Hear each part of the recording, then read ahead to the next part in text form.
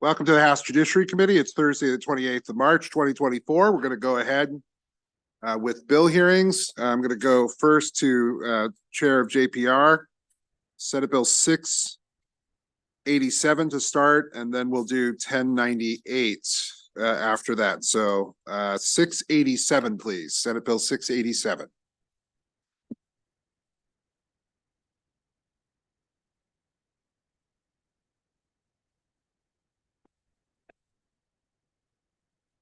Up 687.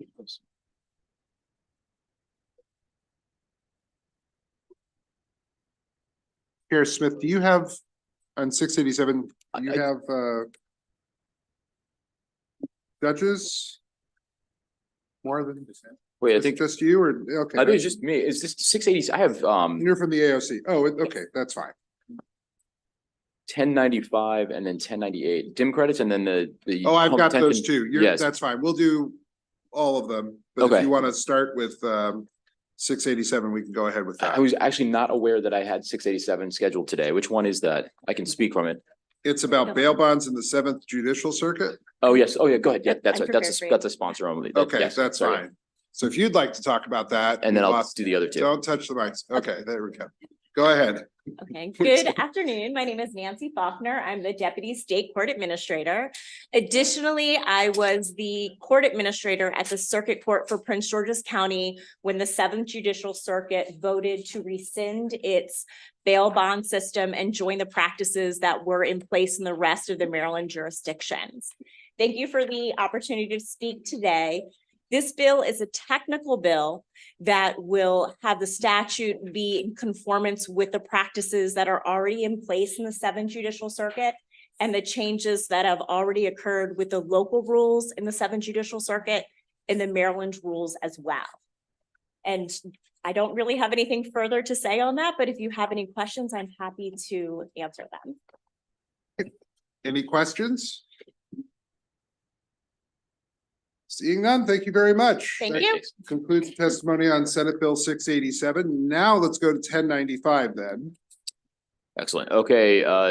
Good afternoon, Mr. Chairman, Madam Vice Chair, members of the Judiciary Committee. Senator Smith here to present Senate Bill 1095, which is the work group on home detention monitoring, which is a resurrection of a group that was formerly constituted but never actually met. The last administration did not appoint the full body, so this reconstitutes it and makes some minor changes to the membership, which you'll find on the second page. The membership adds one representative of the judiciary appointed by the Chief Justice of the Supreme Court of Maryland, the executive director of the Maryland Network Against Domestic Violence, or the executive director's designee. It also takes off, there are currently 2 members of the private entity for the home detention monitoring. 5 currently operate in Maryland. We took off 1 member. They were both non-voting members in this version. The amendments struck 1 member and added that person as a voting member. And then we added our language that we've been putting on to every task force, that the member of the work group serves at the pleasure of the person who appointed that member, and that they have to adopt a code of conduct. I know there's a bill that you sent over that handles all task forces, so that may be something to look at. And with that, Mr. Chairman, I would ask for a favorable report, and I'll rest for questions.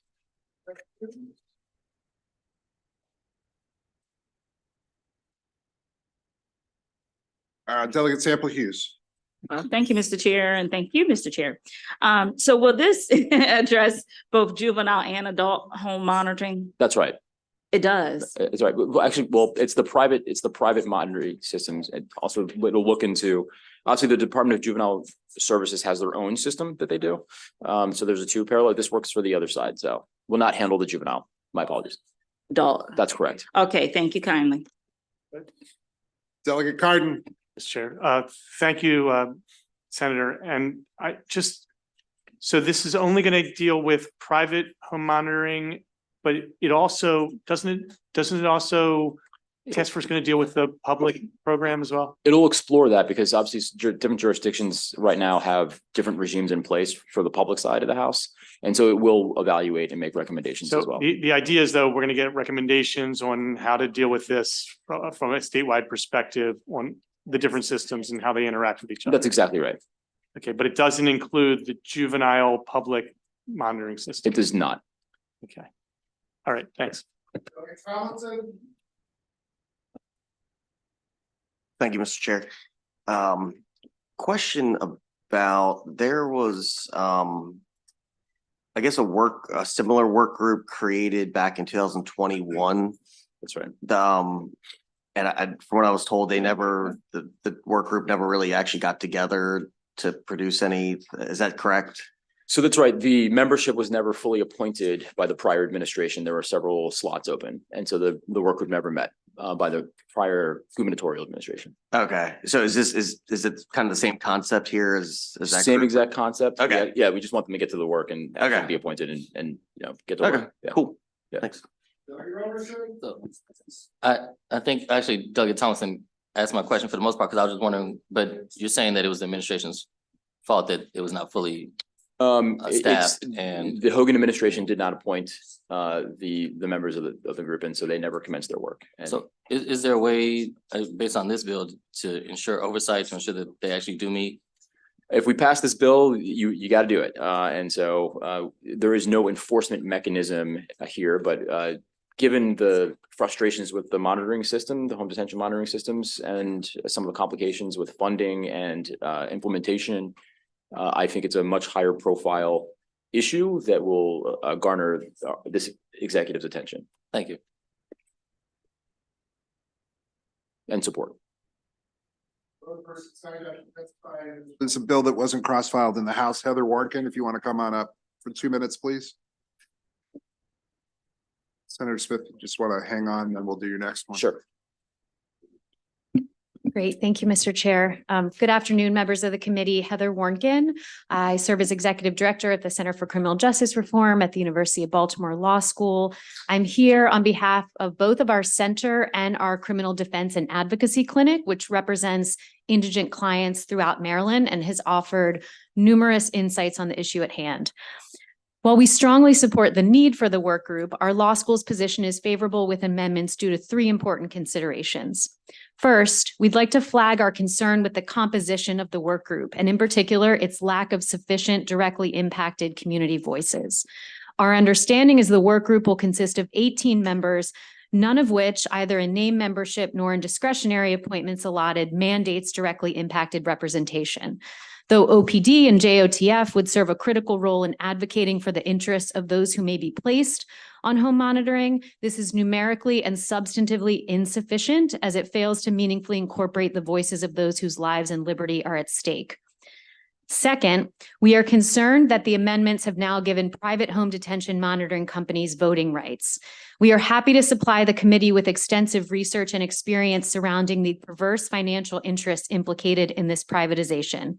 While we support the inclusion of their perspective, we do not believe that private businesses with a financial stake in the outcome should be allowed to vote on the work group's policy recommendations.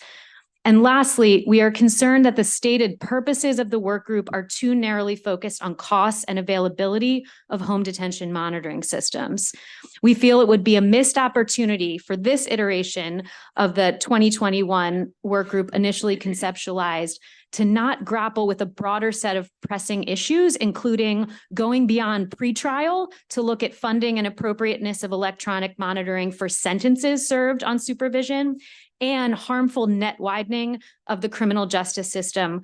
Recognize the need for the important set of alternatives to incarceration, but also that there can be unintended consequences, including coercion of economically marginalized individuals. Thank you. Thank you. Questions, Ms. Warnken? Seeing none, thank you very much. And that concludes the testimony on House Bill 1095. Thank you very much. We'll go to Senate Bill, I'm sorry, that was Senate Bill 1095. Now Senate Bill 1098. Mr. Chairman and Ms. Jordan, please. Thank you very much, Mr. Chairman. This bill is the cross-file of Delegate Embry's bill that you heard earlier in the session. The only difference, I think, which I think you actually, there are no, they should be the same, that there was a prospective application and amendment to make sure that it was clarified that the bill would apply prospectively, which is in this bill, and I think was an amendment offered by the sponsor during the hearing. Bill's pretty simple. It just eliminates diminution credits for those who allegedly who have been convicted of first-degree rape. I will say one parenthetical is that obviously the case that brought this, the instance that brought this situation or this legislation forward was a very high-profile case, and in which an individual was convicted and sentenced to 30 years, all but 16 years suspended, and then got out in 7. In doing the math, I've made inquiries into the Department of Corrections as to how that individual was awarded diminution credits, because it's during that time of sentence that happened during COVID, because it was a violent offense, that person would have been put in the back of the line for certain programs that garners so many credits. And so the bottom line up front is that the math seemed a little funny. The person would have had to have gotten every single diminution credit that person was eligible for. And so I'm going to meet with the Department of Corrections on Monday to get a full-throated understanding of that. There you go. Of how that happened. So the committee may wish to hear that input. I'm happy to provide that to you all as you consider this bill after I have that meeting. Thank you, Mr. Chair, Madam Vice Chair, members of the committee. I'm Lisa Jordan with the Maryland Coalition Against Sexual Assault. We're also here in support of Senate Bill 1098. Thank you very much for supporting and passing House Bill 301. The two bills are indeed different, and with two such amazingly fabulous and supportive sponsors, I defer to committee counsel about which is preferable. Certainly one of them would be wise to enact. Thank you. Questions? All right, thank you very much. That concludes the bill hearing on Senate Bill 1098. Thank you very much. We'll now go to Senator Carter now, Senate Bill 11, please.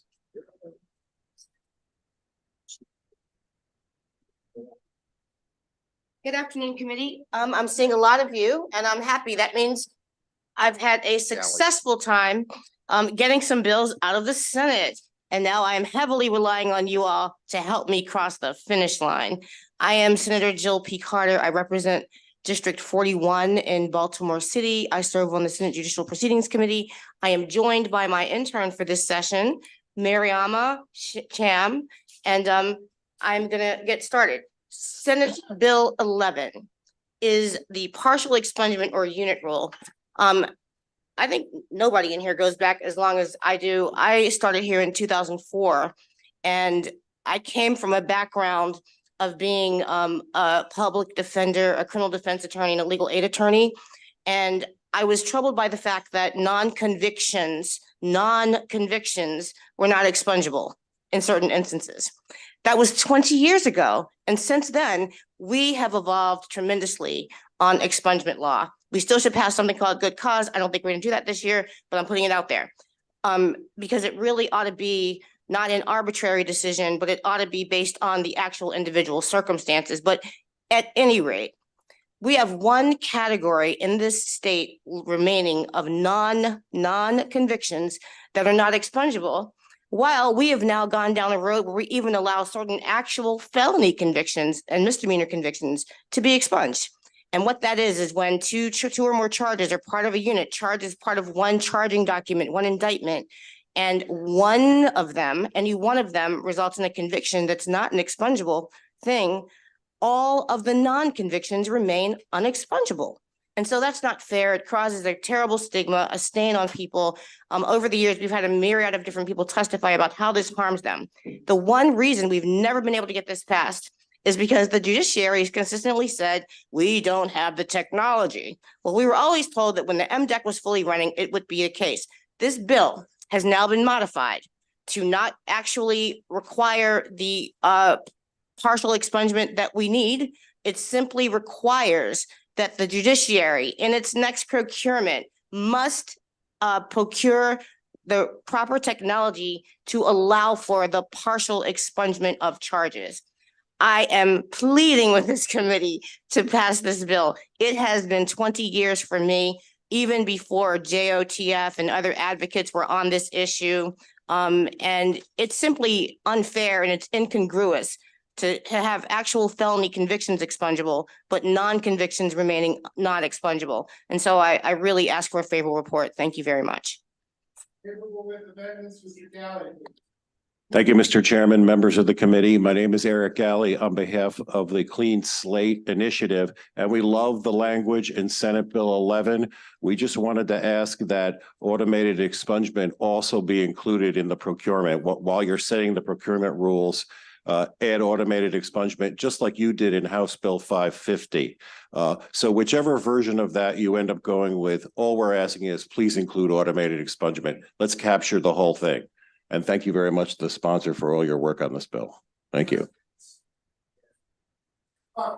It's good to see you, Senator Carter. Every day is Senator Carter Day in Judiciary, and I like that.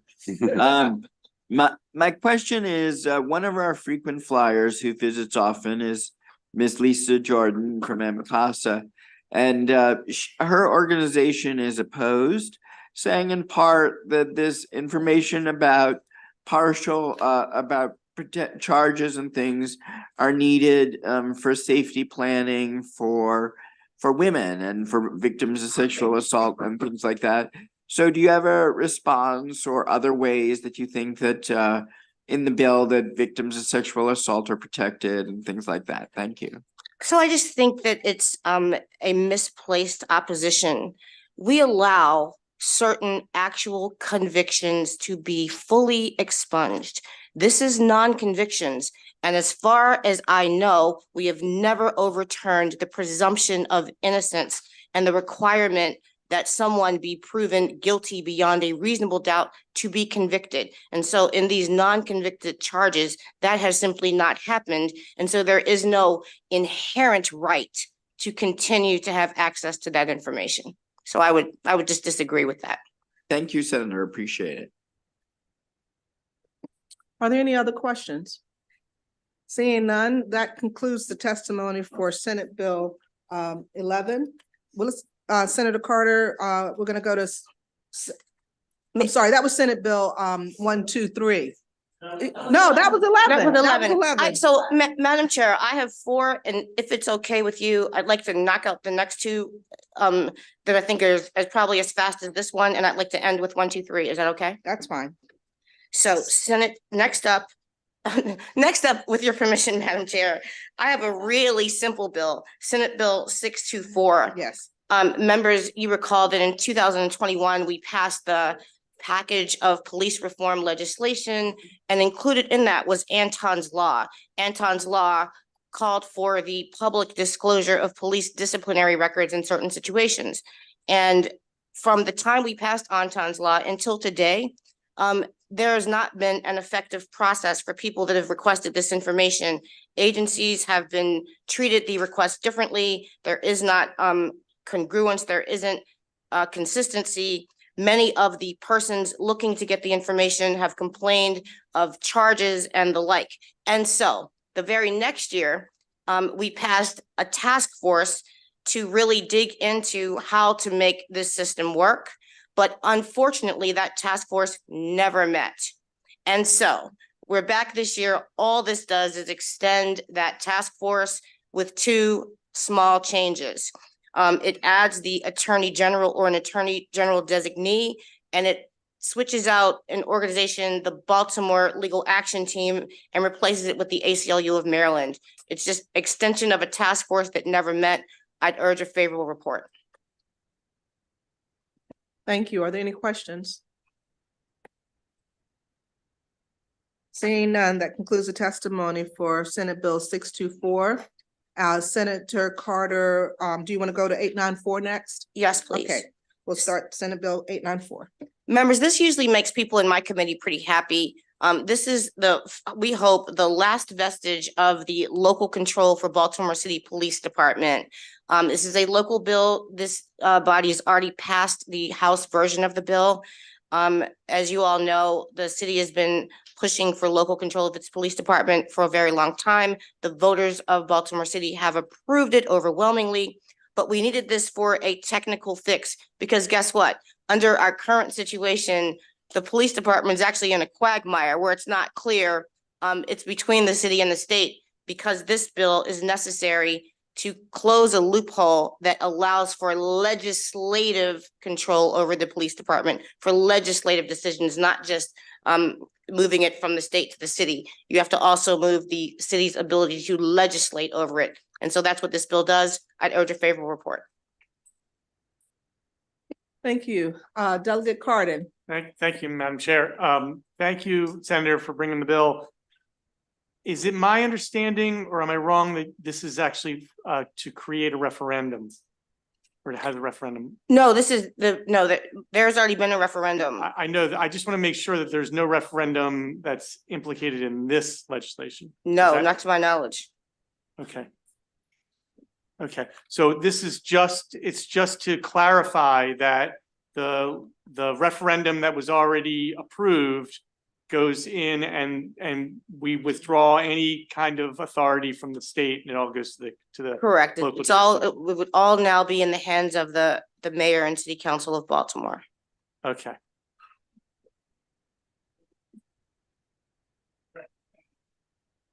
Thank you. Senator, I just wanted to make sure I would make a clarification. It looks like under section 2 on page 2, perhaps there was an amendment that says that the act shall take effect contingent on the passage of an amendment by the charter of Baltimore City. So it would be a referendum? So no, so I don't think so, because the voters already voted for it. There may be some final vestige on the November ballot, I think, maybe, or. Yeah, and it says, and its ratification by the voters of the Baltimore City at the 2024 general election. So I Okay. just want to clarify that. Okay. Thank you very much. Mhm. I don't know. I've been dealing with it so long. I think this should be like coming to culmination. I will say that you already heard the bill, so there's no need to go into it, but there's such a number of advocates and citizens of Baltimore that are so much in favor of this bill. It's something that's so important to so many people in Baltimore City.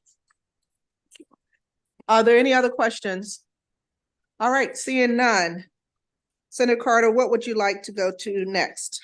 I have my final bill, so I'm happy to still have your attention. I promise to be as brief as possible. Okay. I understand everybody wants to get out of here. Many want to go to the game. I'm not going to be the roadblock to that. You've heard this bill, and I'm just going to speak from the heart about it. You've heard so much testimony. I actually listened to your House hearing, and I listened to the compelling testimony of Delegate Pasteur and the 2 state's attorneys that supported this bill, Ivan Bates and Aisha Braveboy. I listened to the compelling testimony of individuals that are impacted by the legislation or have been impacted and have lived experience in our carceral system.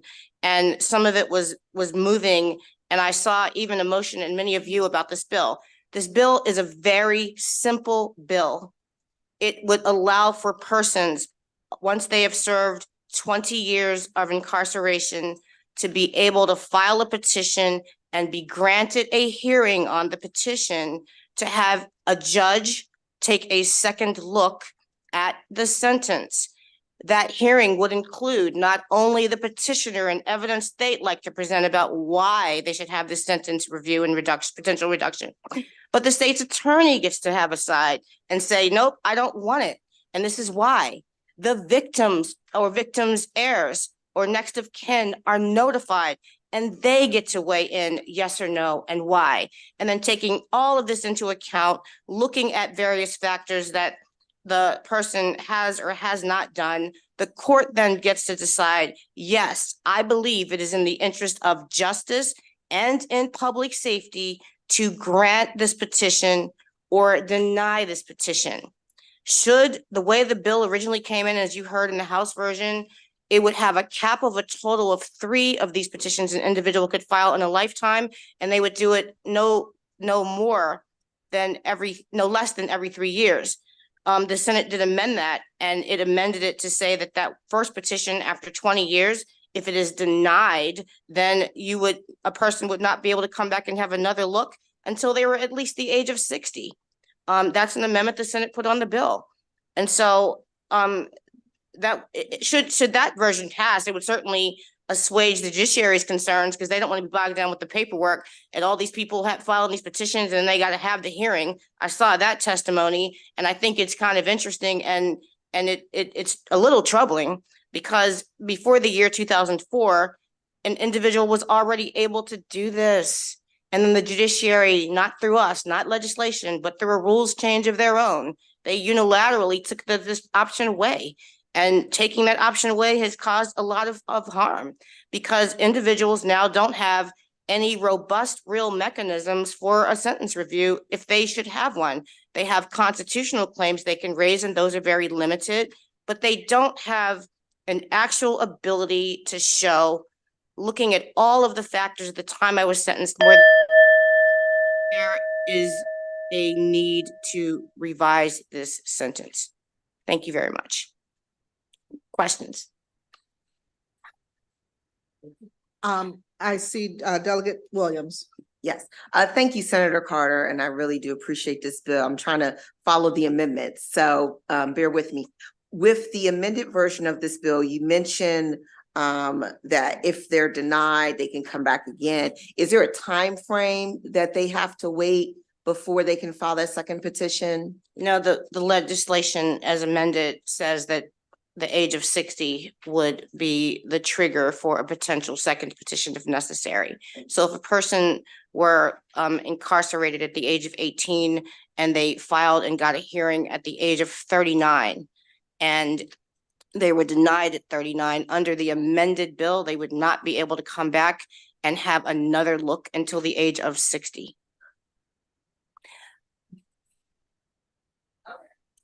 If this committee thought there was some hybrid between the original bill and that, I think it's something worth taking a look at, because I'm very concerned about the possibility that a 39-year-old could go in and a judge could say, you're close. You are really close. You've done so much that impresses me. But because of the nature of the crime, I'm not altogether comfortable letting you out now. I'd like to see you again in 5 years. I think that should be an option, not to skip from like 39 to 60. I think that's too rigid. Right. Okay. And then the second question I have, one comment that I've heard has to do with individuals who are incarcerated without the possibility of parole. And that being a concern of those individuals being able to utilize something like this. I don't know if you have a comment or a response to that. Well, I think we've got to include those individuals, and I just stress that this isn't a possibility. This is an opportunity for a review. The reviewing judge would certainly look at the original sentence. The person at the time, the circumstances at the time, the state would put on its own evidence and say, look, this is life without parole was the correct sentence here, right? But there are many individuals sentenced to life without parole. And over these last 20, 30, 40, 50 years, this body and this society has evolved in the way we think about justice and sentencing and rehabilitation and retribution. And all of those things ought to be taken into account for those people that were sentenced to things like double life, triple life, life plus 40, life plus 80, those kinds of sentences, and life without parole. And if they have life without parole, they're not going to get parole. So this would actually be a mechanism. And I know there's not I realize there's not a great appetite amongst many of us to care about someone that has been convicted of a heinous crime. But I will share with you that I've encountered a great number of individuals that were present because these really harsh sentences for these first-degree felonies, for all first degrees, the attempts, the conspiracies, all of that, many people that didn't actually commit the actual act, but were present when the act was committed, are swept up into this. And I know there's not much of an appetite, but I understand, and I've come across people that are convicted, for example, of felony murder, life without parole, but they were maybe there with their siblings, there with their neighbors, there with their gang that they were in, but they've now fully changed, fully rehabilitated. They never touched a gun. They never touched a person. They never injured a person, yet they are swept up in these life without parole sentences. So I would ask a real consideration. We're not deciding they can get out. We're just deciding they can go to see a judge, and a judge can make a decision as to whether it should be revised. I have a quick question. So on, the way I read the bill, it doesn't, based on what you just said, it doesn't state release. It states reduction of sentence. So could it possibly result in some situations where an individual is not released, their sentence is reduced? Like for some of those instances when you were saying, double life, et cetera, it could be reduced, but it's not a guarantee of release. Absolutely. I believe there was somebody that testified on the bill from Harford County who had a sentence, I think, of 40 years or a long sentence. And he went in, not under this because we didn't have this, but it was determined that his sentence was actually illegal and the sentence was revised. So it wasn't automatically released, get out of jail free, get out of jail now. It was just, we're going to put it into a legal posture. And I think it was something like 25 years. So the answer is yes. A judge could say, hey, I think 80 years is too much. I'm going to change it to a 25-year sentence. Delegate Pasteur. Okay, I wanted to ask the senator a question about some amendments. But before I get to that, I want to go back to the life without parole. When you're speaking about life without parole, what is the standard? Is there a standard in Maryland? It's usually first-degree murder, I believe, and that can include the felony murder where someone is present at the commission of a felony, but a death occurs and everyone present that is a defendant is then convicted of felony murder. Okay, so they're supposedly, since you said usually, it has to be about a death. And I'm asking that question because I was at a hearing with a person who received that sentence, but actually there was no death. Yeah. So we know that life without parole doesn't necessarily mean a murder or death. Is that correct? Correct. Okay. All right. I just want to know that. All right. Because I originally had cross-filed this with your bill, but yours moved, I'm really interested in amendments that were in mind. Now, what is appropriate in terms of doing that? I know the chair has a copy of the amendments because I made sure he did. So Delegate, if you wanted to amend the Senate bill, you could very well put in amendments. So if it comes to a vote, we would hear those amendments. Okay, well, I did. I have the amendments. And as I said, the chair of Judiciary also has those amendments, and they are technical amendments, actually. So I definitely believe with such an important bill that this committee would put out the best language necessary and correct any technical issues and any amendments that I would certainly be amenable to any amendments that make the bill better. I would resist amendments that make the bill further restrictive. The word sentence being sentences as an example. Okay, great. Thank you. Thank you, Senator Carter. Thank you. Looks like we have no further questions. I appreciate your time. I have one question for your intern, you said? Yes, yes. So what's it like to work with Senator Carter? You don't have to answer. Great experience by far. Great experience. I figured that would be what you'd say. Okay, we're gonna move on to Senator West. I know you've been sitting there for a bit, and then we're gonna move on to Senator James. Thank you.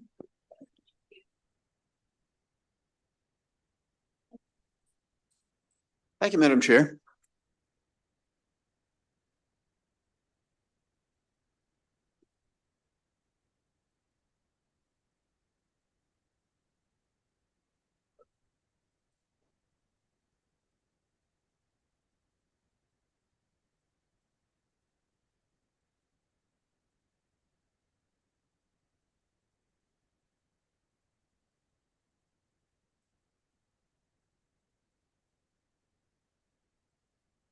Thank you, Senator West. You can begin whenever you're ready for Senate Bill 379. Thank you, Madam Chair. I should start with an apology. Generally speaking, I try to get cross-file sponsors for my bills. time ran out this year and this one did not have a cross-file sponsor. So this is the first time you're hearing it. So I'm going to have to spend a few minutes acquainting you with the bill. And if we'd had a Excuse me. cross-file, I would just. Also, sorry, Senator Sure. West, to interrupt you, but we also have two witnesses with you, Lisa Jordan and Michael Bronstein. Okay, if you all want to Great. come up as well. And you may begin again, and sorry for the interruption. Okay, I won't repeat the apology, but we'll start right with the bill now. So last year, let's go back a couple of years. This bill was introduced a number of years ago at the beginning of the pandemic and was passed to set up a task force to study crime classifications in the Maryland Code. Because of the pandemic, the committee really never got going and it sort of died a morning. So this bill was passed last year. It was Senate Bill 209, which established the task force to study crime classifications. The reason for the task force was to try to address the fact that most of the state's criminal laws were passed by the General Assembly on a one-off basis, without any regard for the offenses already in the code or the penalties associated with other similar offenses. So the code is a bit of a hodgepodge. Some years ago, there was a recodification, but that didn't consist of rewriting the offenses. It just accumulated all the offenses scattered through the old code and put them into the criminal law article or the criminal procedure article. So in many cases, crimes which viewed objectively would be considered similar to have currently have quite disparate penalties associated with them. Some misdemeanors are punishable by up to 20 years in prison, while some felonies are punishable by far less jail time. And there are still some civil offenses in Maryland dating from British common law, which are uncodified in any statute at all. So the task force was passed last year. It met frequently this past summer and fall and issued a report shortly before the end of the year, making recommendations suggesting how a follow-up task force could best try to categorize crimes and civil offenses so that, to draw an analogy, apples would be treated in a similar way, while peaches would be treated consistently but differently than apples. So Senate Bill 379, which is this year's bill, attempts to respond to the recommendations of the task force. It establishes a continuation of the task force, but in slightly altered form. First, it renames the task force as the Task Force to Study Crime Reclassification and Penalties. Secondly, it alters the membership of the task force consistent with the recommendations offered last summer. It would add to the task force the executive director of the Maryland Sentencing Commission, who was extremely helpful to last year's group. And also it would add a designee in the governor's office of crime prevention, youth and victim services, and another designee of the Maryland Coalition Against Sexual Assault as members of the task force. Third, the bill redefines the duties of the task force. It limits the task force scrutiny to criminal and civil violations in the criminal law article, the criminal procedure article, and the public safety article. Last year, it covered the entire Maryland Code. And the group meeting last summer concluded that was just too big a job for anybody to undertake. So we're limiting it just to those three most relevant sections of the code: the criminal law article, the criminal procedure article, and the public safety article, as well as the Maryland sentencing guidelines. Run out of time. So, well, with that, I will be happy to submit to questions.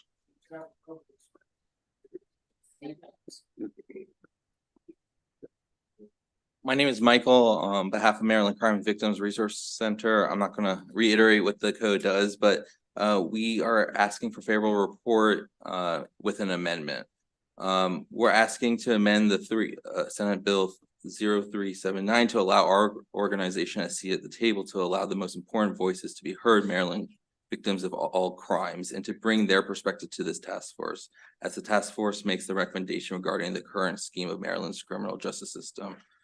Criminal law is the foundation of our criminal justice system. The law defines not only the conduct that may lead to an arrest by the police, trial before courts, and incarceration, also defines a victim's journey from the start of the commission of the crime, and it goes way beyond the court's disposition. Victims are the innocent people who are injured, maimed, and killed by the criminal due to no fault of their own.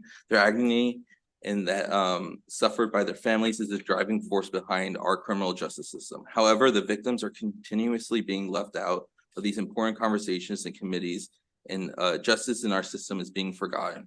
This is the problem that our founder, Roberta Roper, and her husband, Vincent Roper, faced when their 22-year-old daughter, Stephanie Roper, was kidnapped, raped, tortured, and murdered in the 1980s. Not only did they lose their daughter in a horrific manner, but they found a criminal justice system that neither sought to protect, inform, nor treat with kindness or dignity. Through the diligent work of the Ropers, the Stephanie Roper Committee, and now MCVRC, victims now have rights afforded to them, but it is only through the diligent work of our attorneys and victim advocates that continue to remind judges and lawyers of their rights each and every day. MCVRC is the longest running and largest legal clinic serving victims of all crimes in this country, and we make sure that they are treated with dignity and compassion throughout the entire criminal justice system. There are significant crime classification issues in the code relating to all crimes in Maryland. Our criminal justice must do better in allowing victims of crime at sea at this table. Thank you, Mr. Chair, Madam Vice Chair, members of the committee. I'm Lisa Jordan with the Maryland Coalition Against Sexual Assault. The Maryland Coalition Against Sexual Assault is the coalition of all of the rape crisis centers across the state of Maryland. We are here in strong support of Senate Bill 379. And thank you, Senator West, for including CASA as part of this. I'd also like to note that our sister coalition, the Maryland Network Against Domestic Violence, is also included in this endeavor. We are very excited to help with this project. And I know from talking to many of you that the sex crimes laws are kind of all over the place in all sorts of different states of making sense and not making sense. And we look forward to trying to make them all make at least better sense. For those reasons, we ask for a favorable report on Senate Bill 379. Mr. Chair, great bill. Hope we get a vote. Do you have thoughts about adding these folks to the bill? I have no problem with that. Okay, No, there's also a request from the Attorney General about funding. Do you have thoughts? Yeah, yes, I'm happy to accede to that as well. The Attorney General wants some uncodified language added to the bill, providing for the ability to contract for the public research institution to provide staff and do some research. I think the fiscal note's about $150,000. In our committee, we're permitted to go up to 250 without seeking approval from the Budget Committee. I don't know whether this committee's limitation is. Zero. Okay. We were told zero. We'll work on that. Thank you. Yeah. And I should note that the bill, the one other change the bill makes is that it extends the life of the task force for 2 years. This is a big project. They can't get it done in one summer, but hopefully they can get it done in a year and a half. Yes, just very briefly, Senator West, I just want to make sure my eyes aren't fooling me, and I wanted to ask you this, so that the committee was aware. Did I read it correctly that your legislation passed the Senate unanimously? Yes, it did. Thank you. I didn't, my time ran out. I was going to tell you that. All right, thank you. Okay. Are there any further questions for the panel? Seeing none, thank you very much. That concludes Senate Bill 379. I think that Senator Hayes has a bill very quickly. I think that this is sponsor only for 486. Woo, my timing is impeccable. Good afternoon, Mr. Chair, Madam Vice Chair, and members of the Judiciary Committee. I find myself in a strange place being in front of the Judiciary Committee with this bill. I don't know if you guys have noticed much of the legislation I passed, but it's really focused on economics, not as much as the subject matter that's dealt here in this agency. And so this bill in my mind was more of a procurement bill than anything else, but here we are. And it's an honor and a pleasure to be here. Before I talk about the substance of the bill, I'd like to talk a little bit about the history of MCE, just to give a little bit of context. And with the abolishment of the 13th Amendment, which, as you all know, abolished slavery, in our country, there was an absence of labor that was available to the former slave owners. One of the things that this country did in absence of that labor was they passed these archaic laws like the Black laws, where individuals, especially, more so Black Americans, get arrested for very minor things and serve a lot of time to help supplement that wage. And so MCE, and then later beyond that, as it relates to prison labor, a lot of our states has adopted these practices where they have formalized and institutionalized prison labor. MCE, which used to be Maryland State Industries, is one example of that. So back in the 60s, the federal government actually made it against the law to transport prison-made goods across state lines. Maryland's response to the federal government making this against the law was they created an artificial audience for MCE and mandating through state procurement law that you have to, every state agency must make purchases, right? Because they couldn't transport across state lines. And so Maryland said, we're going to give you a buying audience, and in procurement law, make sure that you're able to purchase from them. And so there's 3 organizations that are in state procurement that's referred to as preferred providers. There's Maryland Works, who will hire individuals who have severe disabilities. There's Blind Industries that provide job opportunities for people who have visual impairments. And then there's MCE, Maryland Correctional Enterprises, which, you know, arguably I've had some standing problem with why they would have this monopoly over the industry. This bill simply expands the authority of the managing council to look at what they already look at and some of the other advantages in doing business with the private industry. MCE, I'm not sure if you all is aware, bring an excess of $50 million each year back to MCE.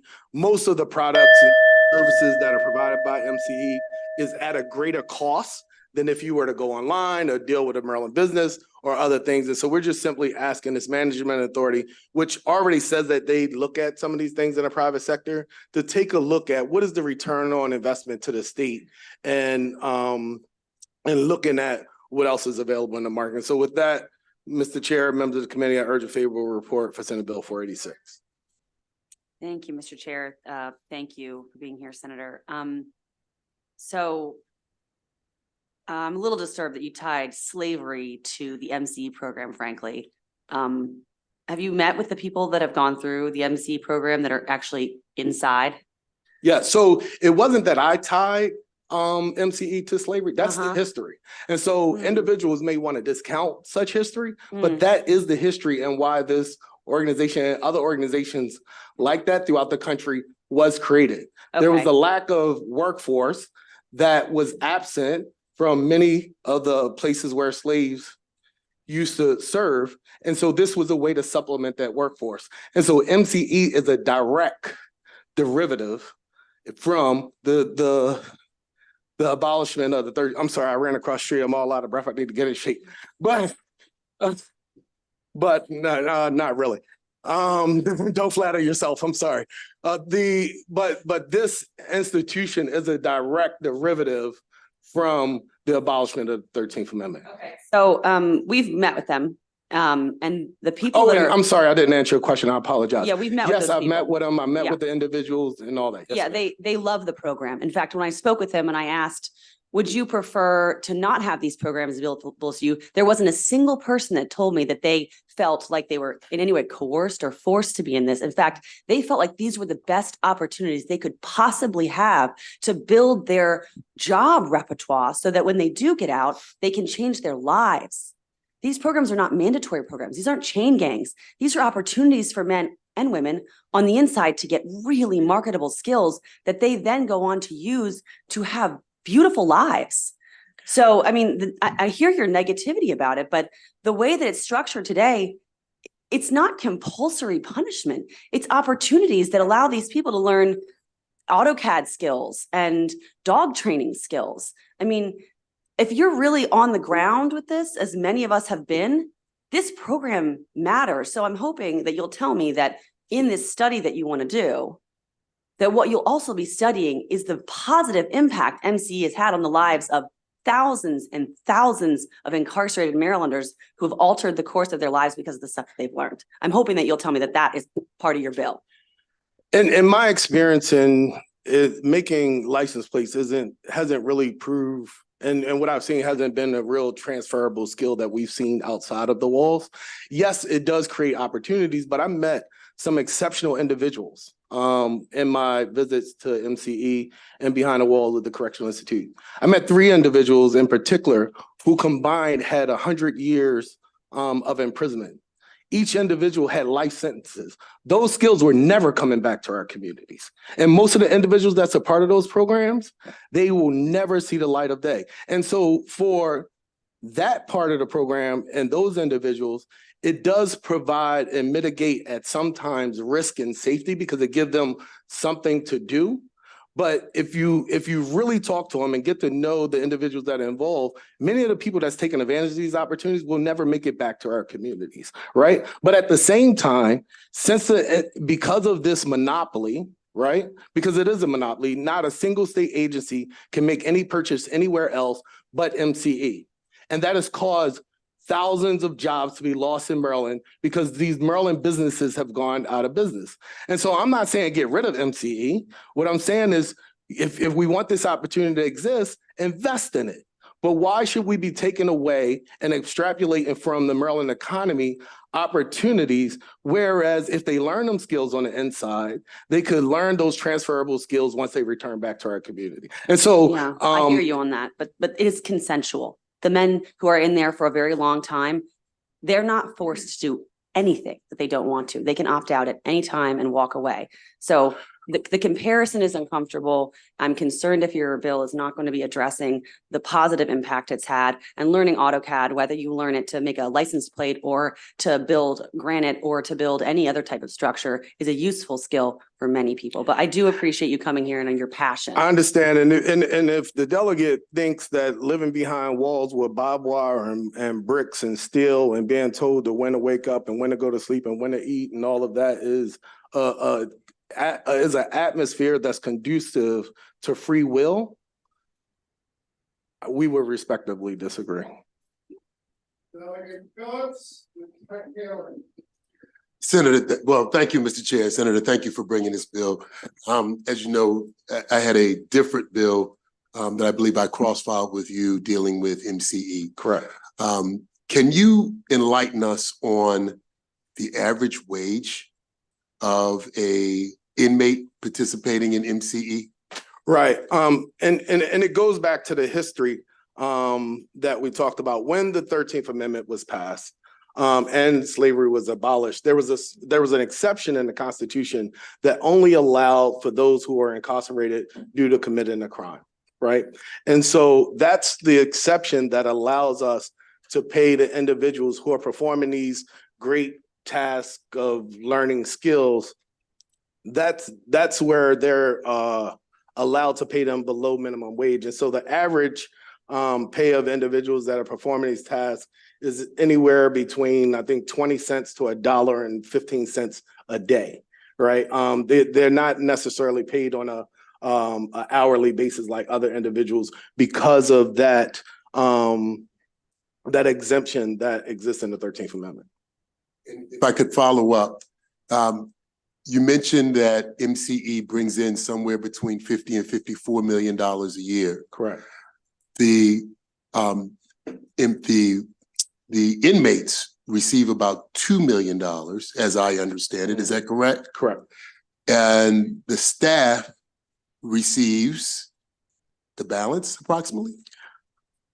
I'm not sure the complete breakdown, but I would imagine that the overhead in order to run this program is significant. I'd also add that if especially, if you've had a chance to visit and ask the same question that I asked, many of the goods and services, including the furniture that we use here today, the wood, is not from Maryland companies.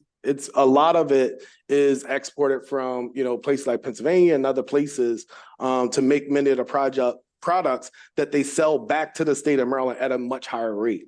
And so what I'm simply saying is, let's give Maryland businesses an opportunity to compete. If this program is of value and providing the skills that we hope, give them an opportunity to be engaged in this community. The scope of work in which MCE is participating is far greater than we could have ever imagined. We know them as license plates and wood and stuff like that, but some of the things that they're doing is they're now on poultry farms, right? They're now, doing all these other things that's way outside of the scope in which we had hoped for. And so this bill right here just says, let's see like, what is the impact on Maryland businesses and having this monopoly over doing business exclusively with the state, with the private sector?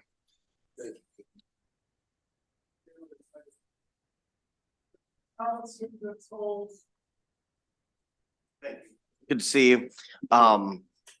Love that you're in here talking about procurement. I'm excited. Yes. Very excited. No, you did a really good job of explaining the preferred provider program, going down, BISM and MCE and the Maryland Works program. And I know you've got, you had a bunch of bills kind of related to this subject area. Senate Bill 194, I think it was. I know it's been amended.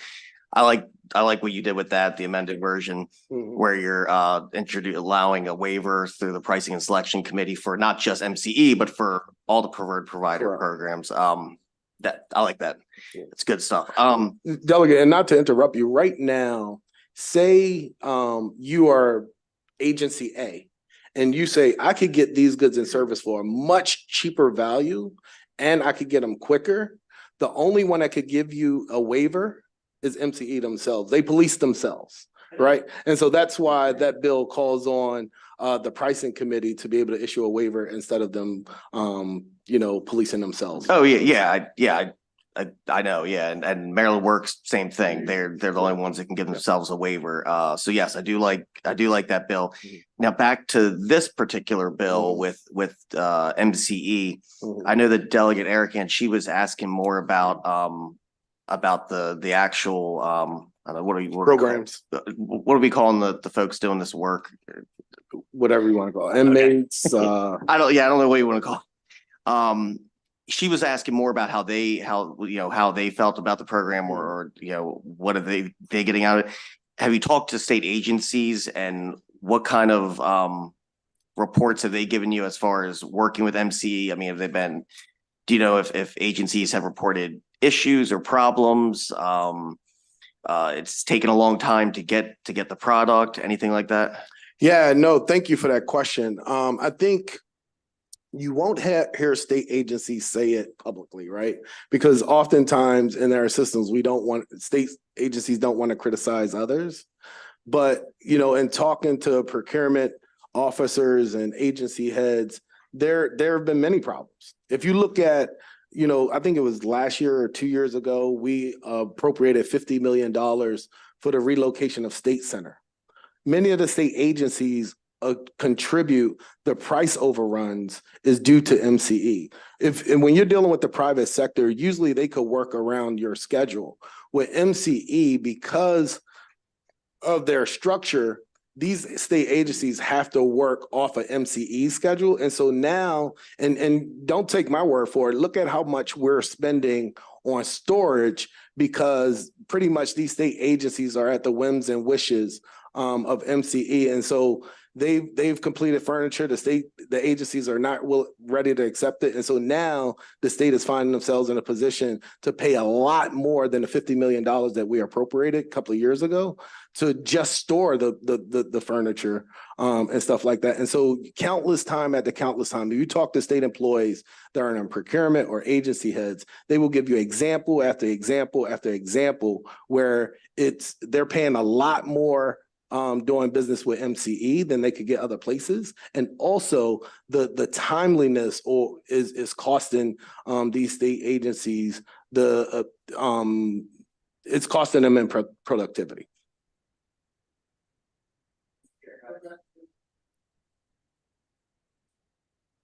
Thank you, Mr. Chair.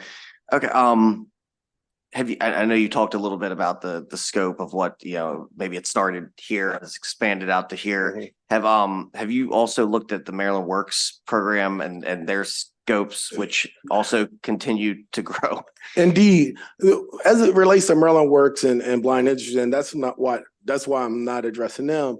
Their scopes have expanded, but the issue with them is if we don't provide those workforce opportunities for those individuals with disabilities, we'll be paying for them on another end, whether it be through social services or other places. And oftentimes, it's very, very challenging to hire individuals with disabilities. And so I've not focused on them as much, and you may have way greater information about like their expanded scope, but I have looked in depth at what MCE is doing, and I think another thing to that point, I'm not sure if you guys just had a chance to see the most recent AP expose. They did a 2-year expose of prison labor throughout the country. And we are now here in Maryland, many of the major corporations like General Mills and others, because you can't export prison-made goods across state lines, what's now going on is they're using prison labor to make raw products. In some cases, they're selling it to an in-state vendor, and then that vendor is transporting it oftentimes to countries in which the United States have banned the import of products from those countries. Seeing no Delegate Tolles. Thank you so much. How you doing, Senator? Fantastic. Good. I want to thank you for your work. It is a fact that, prison labor started because slavery was eradicated. So you had to find another way to get someone to do the work at a very cheap to basically no cost. And so, and we also know that this state, as we have heard many times in this committee, has incarcerated Black people at a higher rate. And we know that, as you indicated, just because you have skills that you learn in prison doesn't mean it will translate to the job force when you get out, because you may not get hired based off what's on your record. Correct? Correct. So can you speak to, I know you do a lot of work around minority businesses. Can you speak to what this bill will mean to giving minority businesses more of an opportunity to get, the chance to get contracts with the state and be able to, build some wealth and generational wealth for their family because they're actually getting contracts and because more opportunities open if this bill were passed. Can you speak to that? Absolutely. There's This reports, it's a report bill, right? Right. It's a bill that does a report. Right. Right. So it does a But I report. still like my question better. If you report, right? I got you. In the reports, Right. if this comes out, then you will have to obviously do another bill based on what would be in the report. Is that your goal? Absolutely. And Delegate, I'll tell you, there's a Black-owned furniture company in Baltimore County. He's an alumni of Morgan State University, and he would like to do nothing more but to supply furniture to Morgan State University at a discount price. He's forbidden per procurement law in our state. He cannot do business with Morgan State University because there's a monopoly in the preferred providers clause of our procurement law that prohibits him from doing business with Morgan State University. He has to get it from MCE. As I said before, you look at the breadth of the legislation that I introduced. It's never really dealing with criminal justice or juvenile justice or anything. Most of it is around economics and creating economic opportunities, especially for minority communities.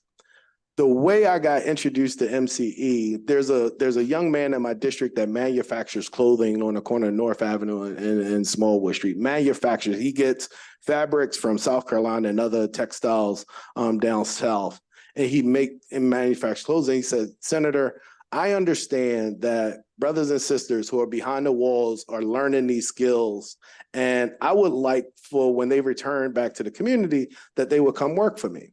And I reached out to the COO of MCE and invited him to come see the work that they were doing. And he chastised me for the audacity of inviting him into the community during a pandemic. And that's what took my interest in MCE. And I haven't stopped since that day that he chastised me for him. Because what I thought was creating these opportunities for young men and young women who obviously are learning transferable skills, returning back to our community and merging it with someone who will actually give them an opportunity would be a great marriage. And that was something that they just weren't interested in. And from that, it caused me to do further research into what is this MCE? Where did it come from? And what is their impact on Marylanders and the economy here in the state?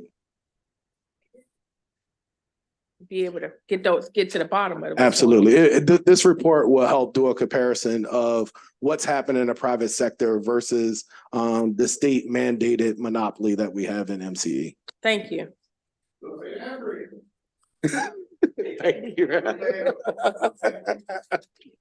Thank you. I wasn't gonna drag this out, but I had just a question about clarification. You talked about Maryland businesses. I couldn't agree more about supporting them. But as I read the bill, it's not limited to evaluating the impact of Maryland businesses, or am I wrong? Correct. And no, it doesn't limit to Maryland businesses. I would leave it to the will of this committee. I'm interested in Maryland businesses, but there are businesses that's just over our border that may provide other services that may not be offered in Maryland. So we didn't want to limit ourselves in scope and doing an analysis of what the things that MC is doing versus what what the resources are available in the private sector. This would be conceivably worldwide, like every entity that sells comparable. I'm sorry. Or would it be limited by what the state of Maryland would be? I mean, what would be what the hope is that whatever the products and services that MCE are providing are comparable to what else is out there. But globally, potentially. Okay, I just wanted to. Yeah, I don't think the bill specifies that. Thank you. Yes, ma'am. Seeing no further questions, thank you very much. Thank you, Mr. Chair. The testimony on Senate Bill 486, bill that will do a report. All right. 25 minutes. All right. That's what happens when we try to do nice things. All right. Okay, I have senators here who have no or only one witnesses, so I'm going to get them to go through. Senator McKay, please, who is here by his lonesome on Senate Bill 402. Thank you, Mr. Chair. I'll be very, very quick and brief. Senate Bill 402 is a bill that will alter the governing body of the Correctional Training Commission so that there are members of the commission that are appointed by the governor will represent all 5 different geographic regions. The regions will be called Capital, Central, Eastern Shore, Southern, and Western. They'll accurately represent each region of each county of the commission going forward. Ask for your time. Thank you for your time and ask for a favorable report. And as Santa Claus would say to one other Santa Claus, that's all I want for Christmas.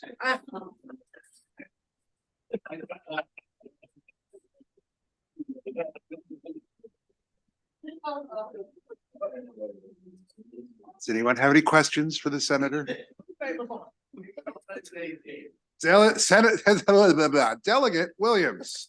Yes, thank you, Senator McKay, for coming here. I guess I see the different regions. To some degree, I get where you're going with. I guess I'm just trying to understand. I represent Prince George's County, so I guess I'm just trying to understand the rationale of lumping Frederick, Montgomery, and Prince George's together. A lot of times we get lumped in with Southern Maryland, so. It's just with detention centers. Where the detention centers are located. Correct. Okay, It's just a thank you. geographical. Okay. Yes, ma'am. Where the DOC facilities are or where local detention centers are? Local detention centers are. Okay. All right. Delegate Sample Hughes. Thank you, Mr. Chair. Senator, thank you for the bill. Have you done an assessment of other commissions that very well may need the same breakdown? I did not. I did not. We were just looking at this particular commission and listening to the detention center chiefs, I guess it's a chief, or administrators. They're the ones that had come to me asking for this. Okay, because I like where you're going with it to make sure it's equitable and having fair representation. And I was just curious if you looked at other commissions as well. Thank you. Further questions? Seeing none, that concludes testimony for Senate Bill 402. Senate Bill 607, please. Jerome Spencer, if you want to come up. Mr. Spencer is here in an informational capacity. Senator Folden on Senate Bill 607. Thank you, Mr. Chairman, Madam Vice Chair, esteemed members of Judiciary. It's good to be back. Well, yeah, I'll just leave it at that. After, Mr. Chairman, Senate Bill 607. I want to put this out front. There was a unanimous committee vote, unanimous floor vote, and no fiscal impact. There we go. So Senate Bill 607 deals with the police accountability and discipline regarding summary punishment. Summary punishment would be that punishment which has no contact with the public, but would be one of minor infractions where they didn't wear their hat or didn't go to court, something to those effects. Summary punishment would be imposed for those minor violations for violation of rules and regulations of the agency if the facts constitute a minor violation. Summary punishment may not exceed a written reprimand, which is only the second level in the Maryland Police Accountability Act handbook for the matrix on discipline, and the police accountability boards, administrative charging committees, and trial boards are not included in summary punishment, as it is not appealable by the police officer.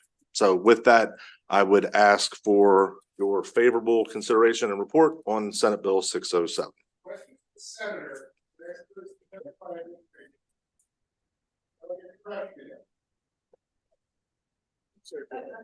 Thank you very much, Mr. Chair.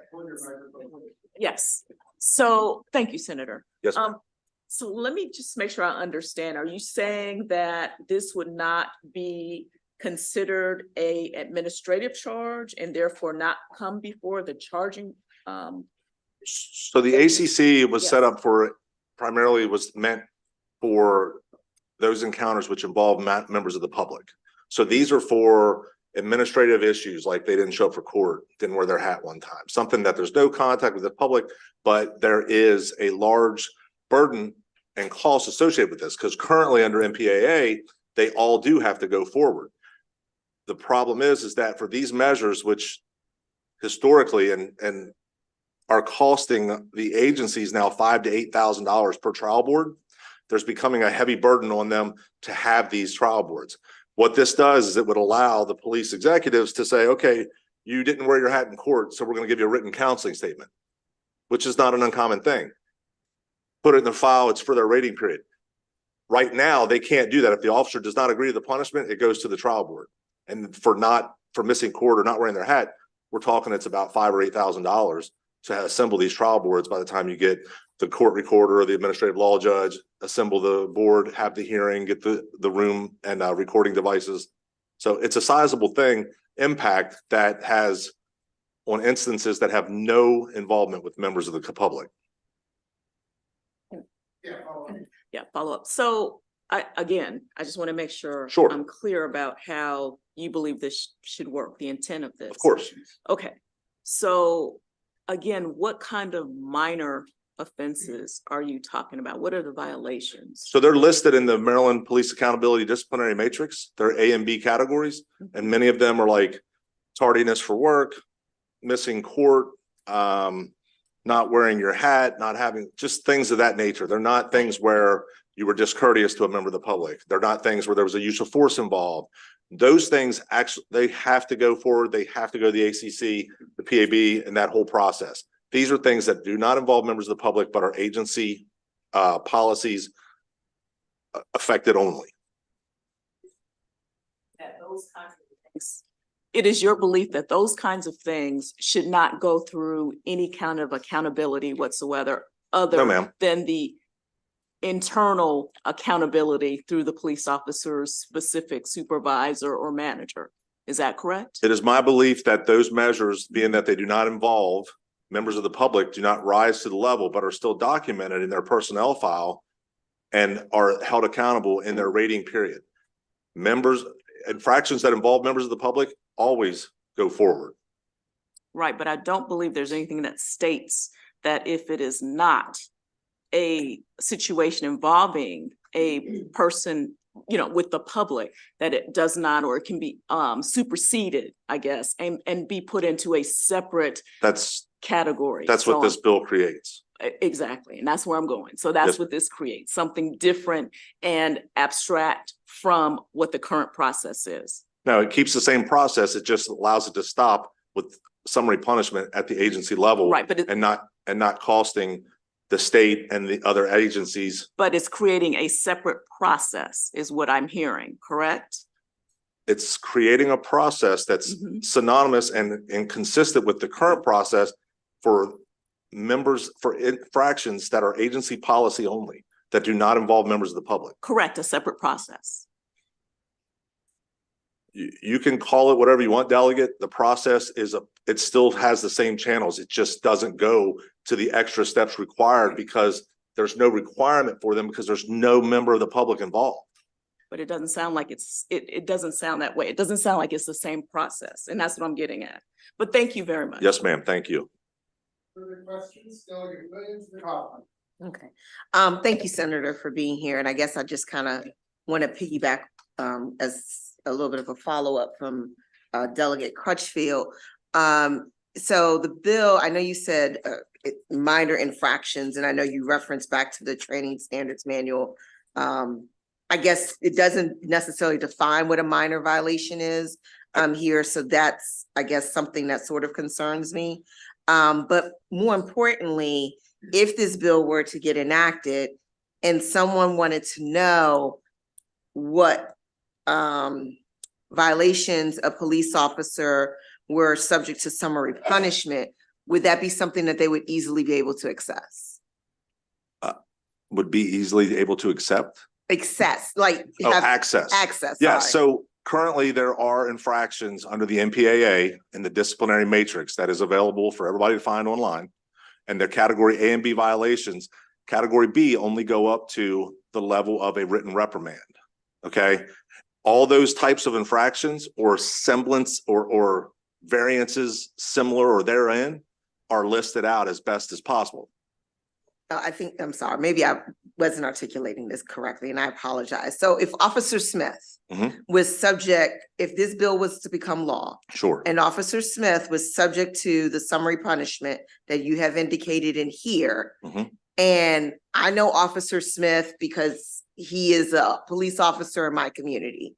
Would I be able to have access from my local police department to the summary violation that was handed against Mr.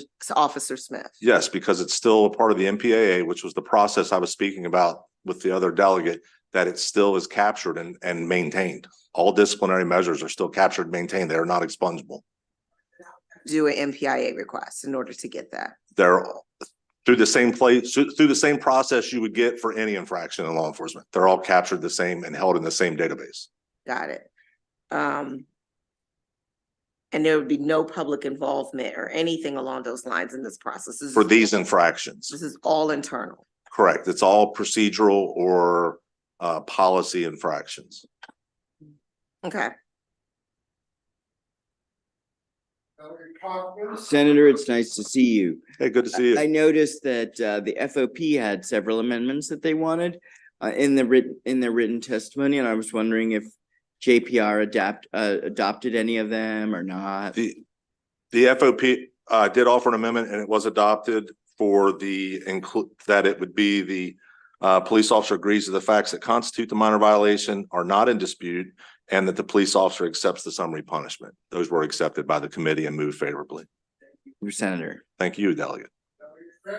Thank you, Mr. Chair. Briefly, I know there are many particular things that law enforcement officers have to do. Shoes can't be scuffed, shirts tucked in, you're groomed well, you're presentable. These are the types of infractions that you're looking to capture here, as opposed to the more concerning potential infractions that the public thinks about when they think about a lot of disciplinary issues. And you're separating those issues at it. Am I understanding that properly? Those are a few examples, yes. Okay, thank you so much.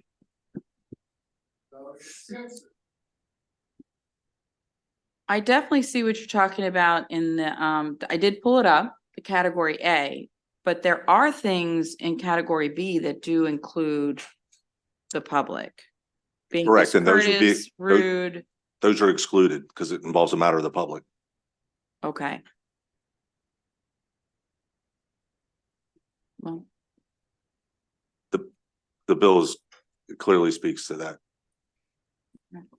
and how we flesh that out. Okay. Because it doesn't specifically. So in category B, some measures that involve policy, maybe multiple offenses rise all of a sudden to a written reprimand level that takes them up to the next level, but it does not involve a member of the public, but they need to increase the punishment. May have to look at it a little bit further just so that it's clear, or when you say minor, they don't really specify that out in. It's You know- any infraction that rises to the level of a written reprimand. There's only two. So you have a written counseling and then you have a written reprimand. Anything that goes above that is not eligible. And those are clearly delineated in the MPAA matrix. Right, but A and B both would do that. And correct. And B is definitely has some, yeah. And if there's not involving a member of the public, and you have to look at the associated punishment that can go with it to see if it would be how high it rises. That's the best way to look at it. I mean, it's got a first offense, second offense, subsequent, third or subsequent, and those levels change the discipline so that they would not be eligible for multiple type offenses. Okay, well, we can talk about it. I'll Sure. just so that I get it. I mean, I read it. It Yeah. doesn't, it's not No, as clear. thank you for the question. Absolutely.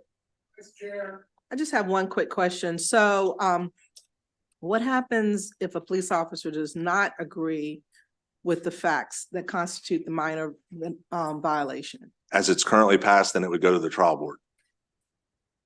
But if that situation doesn't involve the public, it would still go to the trial board? It's still, they still would retain the right to go to a trial board. Yes, ma'am. So there are some exceptions? Yes. Okay, thank you. Thank you. All right, seeing none, we'll go the informational testimony now. Good afternoon, Mr. Chair, Madam Vice Chair. My name is Jerome Spencer. I'm the General Counsel of the Charles County Sheriff's Office. I'm here on behalf of the Maryland Chiefs and Sheriff Associations. I wish I could be in support of Senate Bill 607, but as it comes to you, we cannot be in support of it because ultimately it does not change the status quo in any way, shape, or form. Our hope was that Senate Bill 607, as originally drafted, would allow for greater efficiency for everybody involved in minor police misconduct violations. This bill does not do that. Now, I think I need to address some of the questions you had of Senator Folden. The way things work now in the PAA, if there's a complaint, whether it's from the outside or from the inside, the agency must do an investigation into that complaint, regardless of whether it involves a member of the public or not. When the investigation is done, the agency's made its internal findings, and then a decision made, does this involve a member of the public? If so, it goes to the Administrative Charging Committee for their review. If it does not, then the agency imposes discipline. The agency says, officer, we bring you in here, we think this is category A offense, category C offense, whatever it may be, and based on the matrix, officer, the agency says it's a 30-day suspension or a written reprimand. If the officer does not agree with that decision, then the officer demands a trial board. And it's true whether it's a counseling or termination. The officer gets the right to have a trial board. What Senate Bill 607 originally would have done was allow for minor matters to be addressed quickly and efficiently. And in fact, I think most ACCs would have agreed with that because the ACCs have better things to do with their time than deal with the minor violations. Our ACCs are refusing to review accident cases, for example. If an officer does a fender bender in a parking lot, he's at fault as misconduct involved a member of the public. Our ACC is refusing to review those. And with minor things like a written reprimand, we can resolve that within 30 days and the case is done. But with the ACC process, adds time and expenses to it. And then the officer does not accept that and it goes on further. So the way this Senate Bill 607 comes to you, the chief and the officer can already reach an agreement. The chief says category C, 30-day suspension. The officer says agree. So this bill actually does nothing to improve the efficiency of disciplining officers in the state of Maryland. So maybe not an informational testimony, maybe just straight up unfavorable. Yeah. Any that's correct. questions? I'd rather him not sit at the table with me next time. All right, that's fine. I just read the pieces of paper they give me, I'm trying here. Any questions for the information, for the unfavorable witness? All right, seeing none. Thank you very much. That concludes the testimony on 607. We're going to go to 608, then we're going to Senator James. And this also the same two people. This time the second person is listed as favorable, although And it is favorable. All right, great. Senator Fulton. I'm gonna hold my Would you like breath, him to state Mr. your Chairman. now? All right, that's fine. Well, Mr. Chairman, Madam Vice Chair, esteemed colleagues, members of the judiciary. This deals with something that the former informational person was discussing about expedient timeframes surrounding police investigations of misconduct. So SB 608 deals with the time limit for filing administrative charges. Simply put, statute of limitations encourage, and they actually force in a lot of ways, timely solutions or resolutions of any charge, regardless if it's in the criminal statute or appeals or expungements. There's a reason we have statute of limitations. The MPAA took that away. They didn't unknowingly, it was kind of an oversight, as I understand it, that it was an unintentional oversight. What this does is it creates statute of limitations to encourage and enforce timely resolutions of administrative charges, something that was the goal of the MPAA, to expedite the resolution of these charges. Statute of limitations are important for due process to ensure that an accused party can find and preserve evidence to use in their defense.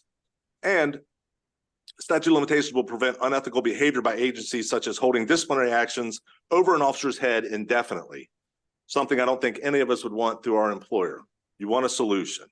The statute of limitations is not for incidents involving a member of the public. That there's these incidents already have the statute of limitations over them. This measure, the long and short of this is the reason this was brought forward is agencies currently under MPAA have 1 year and 1 day from the time of the incident. Okay. What we're seeing is that law enforcement are being involved in sometimes incidents that involve members of the public where there's a use of force in question. If the use of force is considered to be criminal in behavior, and they decide, the local state's attorney decides to indict the officer and do an investigation, we cannot complete an investigation through law enforcement because there's an ongoing criminal investigation. Any investigation done by law enforcement could create evidentiary bias, if you will, or information that is meant for a criminal trial and thereby mess or cause problems for the criminal prosecution. So what this bill does is it creates that at the time that the agency become aware of an offense by an officer, there's a year and a day from that time.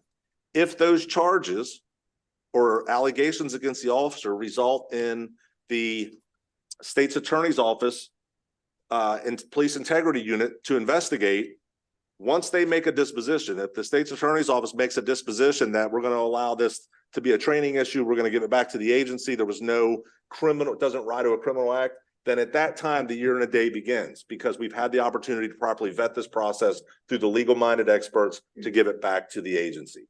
If the state's attorney's office, okay, I don't want to wear out my welcome, Mr. Chair. So if the agency or if the state's attorney's office decides that they're going to move forward with criminal misconduct charges, an actual criminal complaint, the officer involved can be put on a suspended status at that point, but their year and a day for a administrative disposition does not begin until the criminal trial against the officer has concluded. The problem is as right now, those criminal trials can be postponed, delayed, and so on. Right now, it puts them outside the year and a day, which is in law. And thereby, if the officer is found not guilty of the criminal offenses, the agency is very limited on how they can go back and take administrative charges against the officer in the current language. It creates a problem that the agency can then not go back and properly discipline their officer. So with that, I would ask for a favorable report, and I'm happy to address any questions. This bill also passed committee and the full Senate unanimously with no fiscal note. Good afternoon again, Mr. Chairman. My name is Jerome Spencer. I'm the General Counsel of the Charles County Sheriff's Office here on behalf of the Maryland Chiefs of Sheriff Associations. And yes, we are in favor of this bill. Please sit next center forward in this one. And thanks to Delegate Cardin, as before you about a month ago on Delegate Cardin's similar bill, House Bill 188. As I told you then, I tell you again, if you do nothing else this session, pass this bill. Because Senator Folden said, under the current PAA, if an officer is accused of a crime and is found not guilty, that officer cannot be disciplined by the agency. The chief and sheriff must take that officer back on his or her payroll. I'll say it again, if that officer goes to trial and is acquitted, not guilty, the chief and sheriff can do nothing about it. This is if it's outside of your day, and it's always gonna be outside of your day. There's never gonna be a criminal case, even a misdemeanor case involving officers that's gonna be resolved in less than your day. It just does not happen, particularly for serious first-degree assaults or manslaughter or homicide or murder cases. An officer quit in murder for killing somebody in his custody, gets back in the police force because that case is not resolved in a year and a day. This is an extremely important bill that corrects a very gaping hole in the Police Accountability Act. And to be blunt about it, chiefs and sheriffs are terrified about this hole. We do not want to have an officer coming back to our force because it took more than a year for the criminal case to be done. So please, we urge a favorable report on this bill. Thank you. Are there questions? Before I go to Delegate Embry, let me ask some questions. So the point that you were making, the reason I let you go over, Senator, is that it goes to sort of one of the critical questions here, and that's sort of an issue of tolling, where there's a criminal charge that's brought, and to your point, that the criminal case could go for longer than a year and a day, so then we don't get to the administrative hearing. And but we're talking here about administrative charges that are not going to the ACC. Am I correct in that, or these are all definitely going to the ACC? So these involve, any of these charges where it would be criminal activity would be going to the ACC regardless. The problem is that once you get beyond a year and a day, it changes in the statute that you're not allowed, that we can't continue with disciplinary measures to terminate an officer of what would otherwise be a very terminable offense. The agency is stuck. They can't fire the officer because it's outside the year and a day. So what this does is it simply moves the year and a day beginning, because you still have to go through the process with the ACC, the PB. It allows it to begin at the conclusion of any criminal trial or when it's returned back from the state's attorney's office police integrity unit. That's when it would begin. I'm going to hang on with further questions. I'll go to Delegate Embry and then I might come back. Thank you so much. And I think this bill is really important. The only thing I'm struggling with understanding is the amendment that changes the complaint to when the appropriate official employed by the law enforcement agency became aware. I just want to understand why the change, what are the implications? So I think the original language was that it was, I'm trying to remember what the original language was. Yeah, citizen complaint filed. So what they don't want to do is have that be the start date. They want it to be once the complaint has actually been received. So like somebody can say, well, they dropped this off and you follow. And then, so we want to be able to say, okay, we actually have this now. There's a follow-up, a call given. So once it's received and it's, that's when the clock begins. We don't want any holidays, or we don't want somebody to come in a month later and be like, well, a month ago I was beaten by this officer and I have pictures of it. Or that I was harassed on this traffic stop and it should be on video, which we would have on the body worn camera footage. But by the way the law is written, it would begin on the date of the offense, not the date the agency received the violation. That makes sense, but may I follow up? I just the thing that I was worried about when I read it is that could be a defense attorney could say, well, the citizen mentioned it to the major of the district. And so that was, 6 months before the agency actually really knew about it officially. I'm just worried about the unintended consequence. Yeah, Someone so could argue the reverse, that actually, oh no, we did tell you, but just not formally. I mean, if that was an allegation made, then that would be another issue altogether, because they made they addressed an issue of misconduct with one of the police executives that failed to do that. That would be a whole nother investigation, because there's laws prohibiting that. So the law is in place to create the timeline in a manner that it should be, because uses of force, sometimes, you may be a couple months before someone feels the courage to come and file the complaint. And we don't want it to be from the date of the offense, because then it might already be down to 10 months or 9 months, because there is no statute of limitations on the use of force. But if we do it from the date the agency becomes aware, it gives us the proper time to do the investigation, to have it vetted through the integrity process, and criminal charges if need be. I was just worried that Yeah, appropriate I official understand. language is vague. Sure. That's my concern, but thank you. Thank you. I am very confused by that sentence with that part as well. My confusion is the goal of the bill to give more time, which I thought I heard, more time than the year and a day, because investigations tend to go longer than that. Is that part of what is the goal? I'm not saying is the main goal, but isn't that part of the goal? The goal is to provide the year and a day statute, which is what is normally in common criminal law, to apply for the agency to administratively investigate and charge the officer, and allow for them to have a proper disposition through the process, through the ACC, because it's a drawn out process. It doesn't happen just boom, boom, boom. But we want to make sure that we're not putting it running parallel to the same time frame if there's a criminal investigation. It should begin at the conclusion of a criminal investigation, and that's when the year and a day, it's not prolonging it to per se, it's actually just waiting until the criminal or any criminal misconduct is investigated or a disposition given by the courts or the state's attorney back to the agency. And then the agency still would maintain as at that point, whether it be a regular offense for the year and a day to investigate, have the trial board and adjudicate. So the reason why I'm confused is because if I look at the language of section C, I'm not sure, under 3-113, section C. And I see the exception, but it says the date that the official under C became aware of the incident. Yes.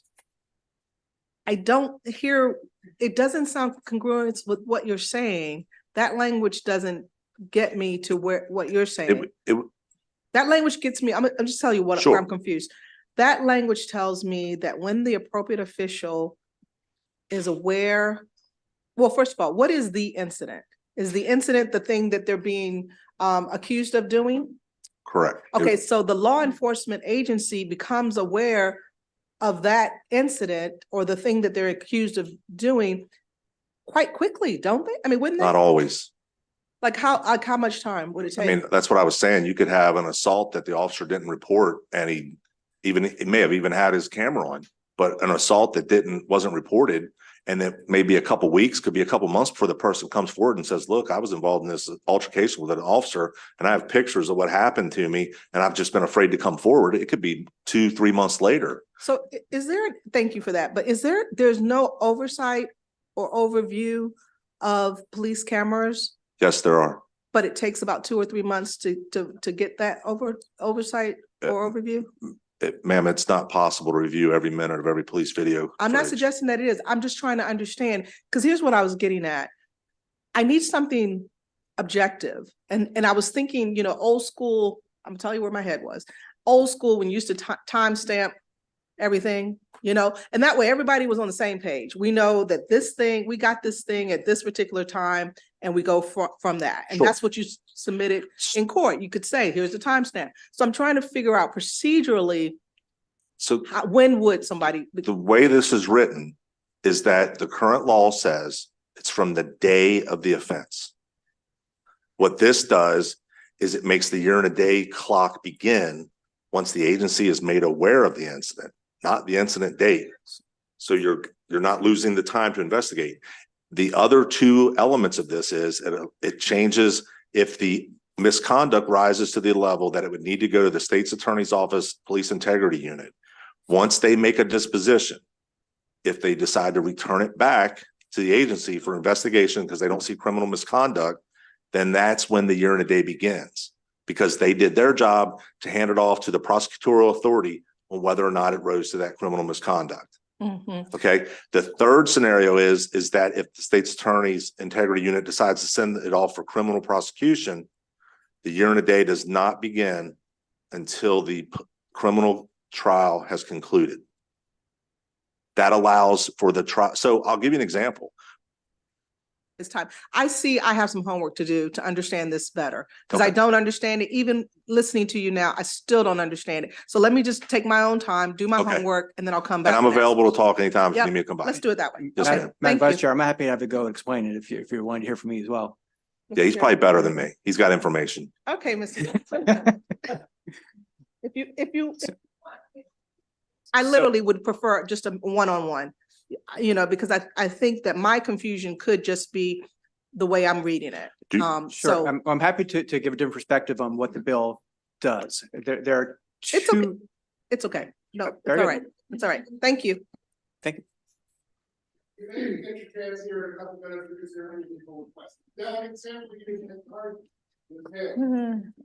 Thank you, Mr. Chair, and thank you, Senator. I just wanted clarity on two things, actually, and also want to offer a friendly amendment. But the clarity piece is so once the criminal trial and all that has occurred, right? And then the administrative side can pick up according to what you're trying to do with the bill. Does that then allow the administrative piece to go on a year and a day also? So are we then talking about 2 years and a day, or what's the No, timeline it's- there? It's just in that it runs in that year and a day. The investigation for law enforcement to be, once the criminal prosecution is adjudicated, then the agency picks up their investigation. They do their internal affairs investigation. They would refer it to the ACC. The ACC would give their judgment, and then it goes through the trial board process.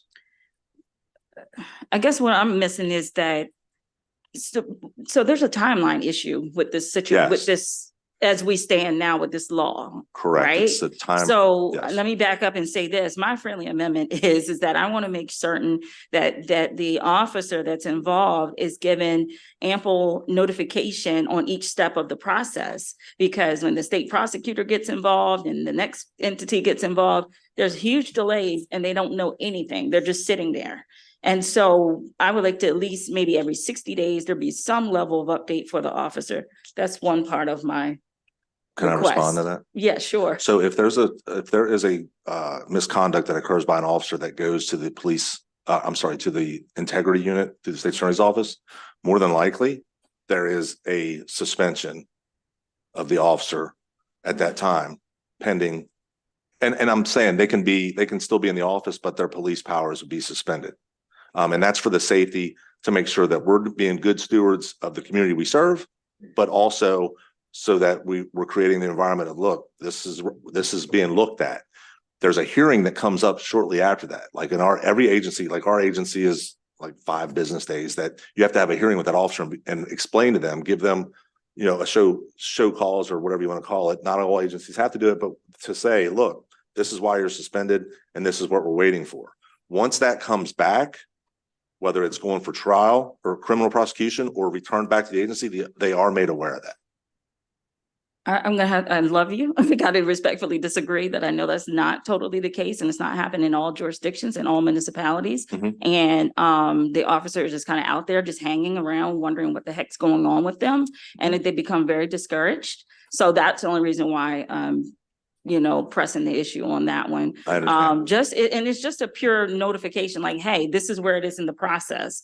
Another 60 days, this is where it is in the process. And I see your gentleman beside you shaking his head. Hopefully you're agreeing with me. The last part, I just wanted to just understand again. So there'd be the year and the day. And what if it does take up to a year for that whole process to take place because it's been drug out, and then the administrative side starts? Correct?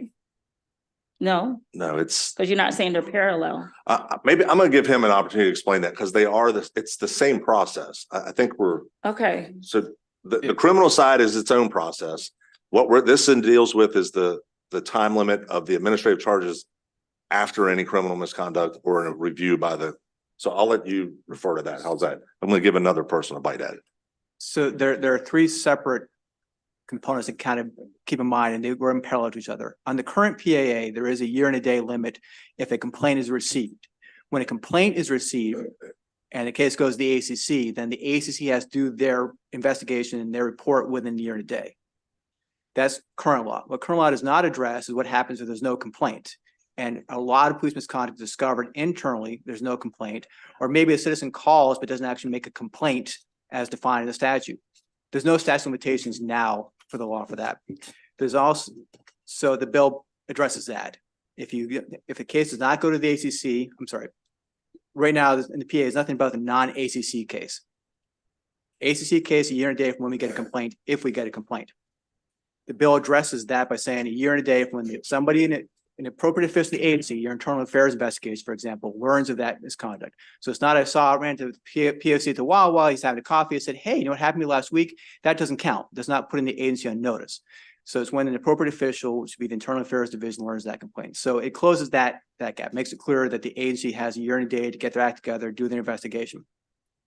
The third thing the second thing the bill does primarily is the criminal matters. Talk about that a lot. So when the prosecutor says, I'm not prosecuting this case, and that could be a week, a month, many months. The Attorney General, for example, is investigating officer-related deaths. That could take several months for that to happen. The Attorney General says we're not prosecuting the case. Great. Now we have a year and a day to get our administrative investigation to the ACC if it's a case involving a member of the public, and for the ACC to do their review.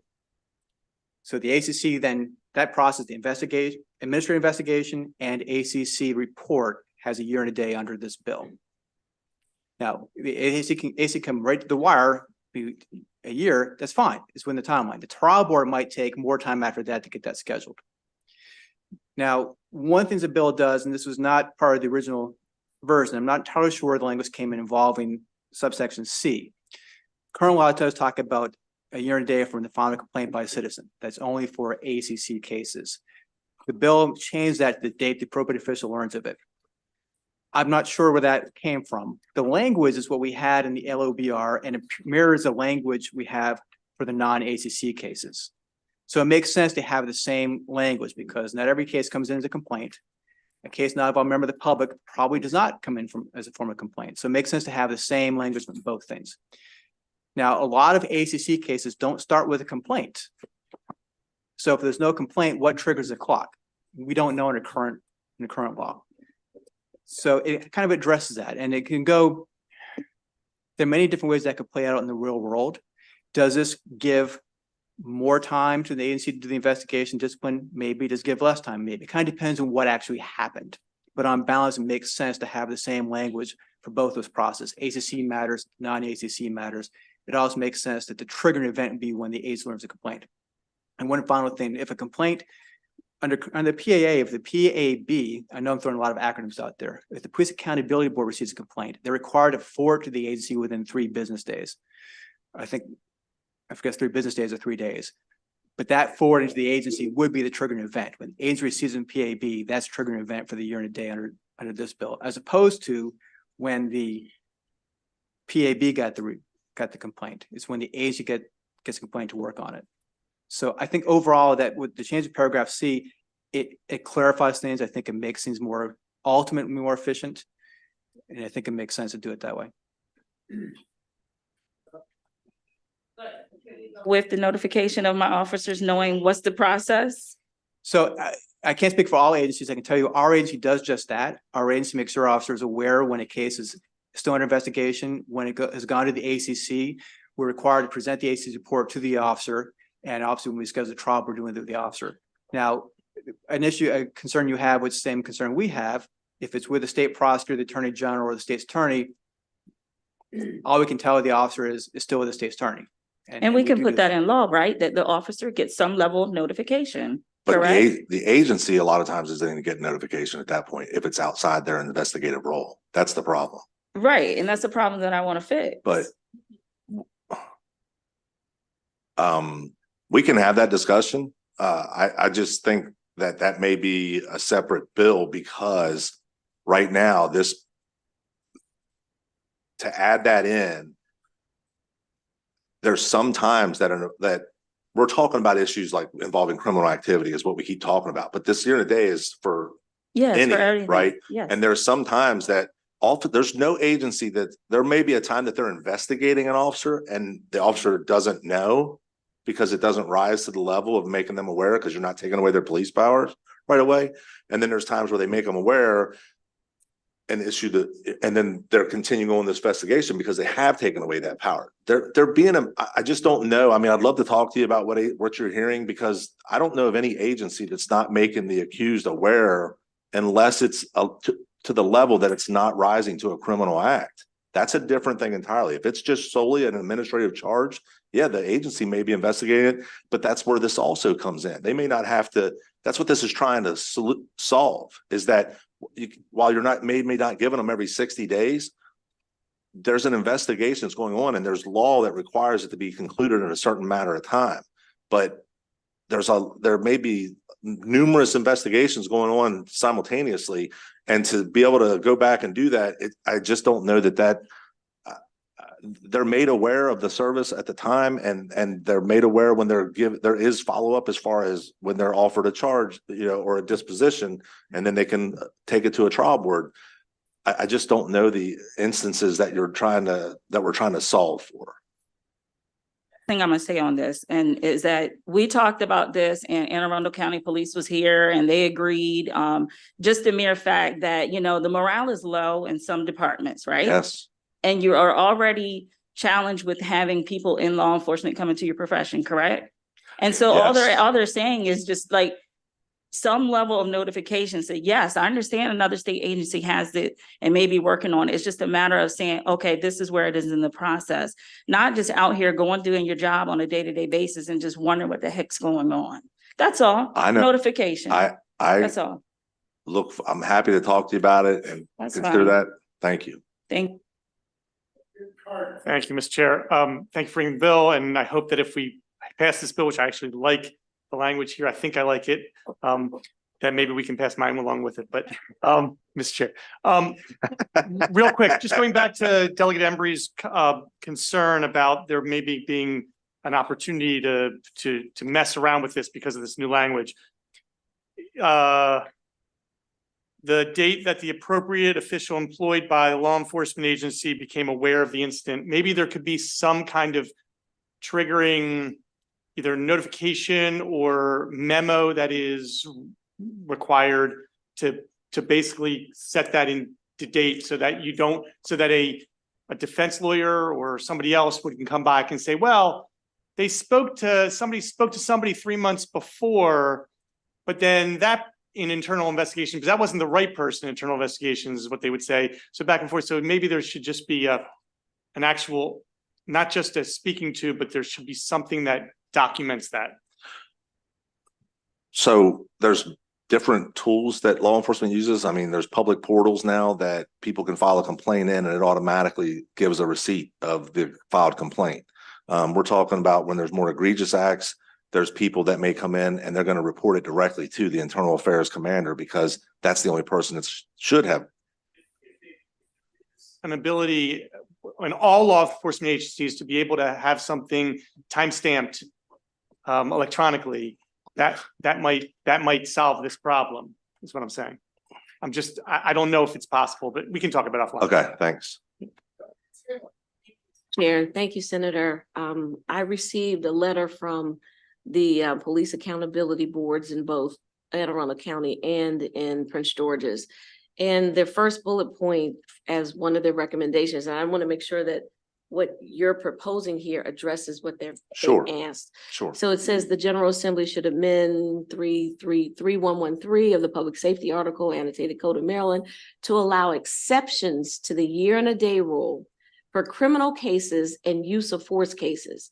The clock should begin when the ACC receives the case from the law enforcement agency. And in your bill, it says when they're made aware. Are we really talking the same thing or is it a little different? We're talking about when the agency is made aware and then the clock, it's very similar. What they're asking for is that the clock would begin for criminal misconduct or once the agency is made aware or once the case has been adjudicated either in criminal court or it's returned back to the agency by the police integrity unit from the state's attorney's office. That's when the year and a day would start. So it's the same thing. They're saying extend it as an exception. What we're saying is that we're not going to create an exception. We're just going to say that the year and a day starts when the complaint is filed and there's no other criminal misconduct in that instance. If it goes for review by the police integrity unit, state's attorney's office, because it may be questionable, it doesn't begin until the police integrity unit gives their disposition back to the agency. And if they decide to forward it for criminal charges, then it doesn't begin until the criminal charges are adjudicated. Because a lot of times the criminal charges being adjudicated, there are some times where if it's a guilty finding, it's an automatic termination regardless. Thank you. You're welcome. I think my question's been answered, but I just want to make sure I understand so basically, yeah, I mean, I guess this is sort of like a tolling situation is what you're trying to establish here, Senator Folden. And so if, something occurs, the state's attorney gets involved, sends it to their integrity unit, they decide to press forward with charges, have a trial, and that can take however long it takes, a year, Yes. 2 years, whatever. Correct. Okay. And then after that point, Correct. then the ACC has a whole year and a half after that point in which it could begin No. its investigation? You have a year and a day. I mean, a year and a day, The sorry, not a year agents- and a half, a year and a day. The agency then has a year and a day to begin their investigation, turn those findings over to the ACC for their disposition or their input, and then if need be, go to the trial board and complete the process. Okay, so, and I guess this is where I'm like a little confused, or maybe I'm just not understanding. Once the criminal trial is over, why can't it immediately go to the ACC and then the ACC immediately start their process? Well, if that may be the case, because the agency could still they can still look into it. They just can't give a disposition on their case until it's adjudicated through the courts. So it could happen in theory that quickly, but the year and a day is the provision that's in statute now that we want to just keep it mirrored there for simplicity. And the idea that once it's adjudicated, then the year and a day starts for the agency to do their investigation, to have that handed off to the ACC to give their recommendation. And if the employee doesn't accept it or doesn't like that, they still have the opportunity for a trial board. Okay, I guess my worry also too is just evidence going stale, those types of things with, I think, what you're proposing. Does that make sense? So that's exactly the thing we're trying to not allow to happen in the that is to not allow it to go stale, to have a time frame that's set. Right now, the concern is that the year and a day starts from the incident, and the year and a day number will expire before the adjudication if it goes to criminal court.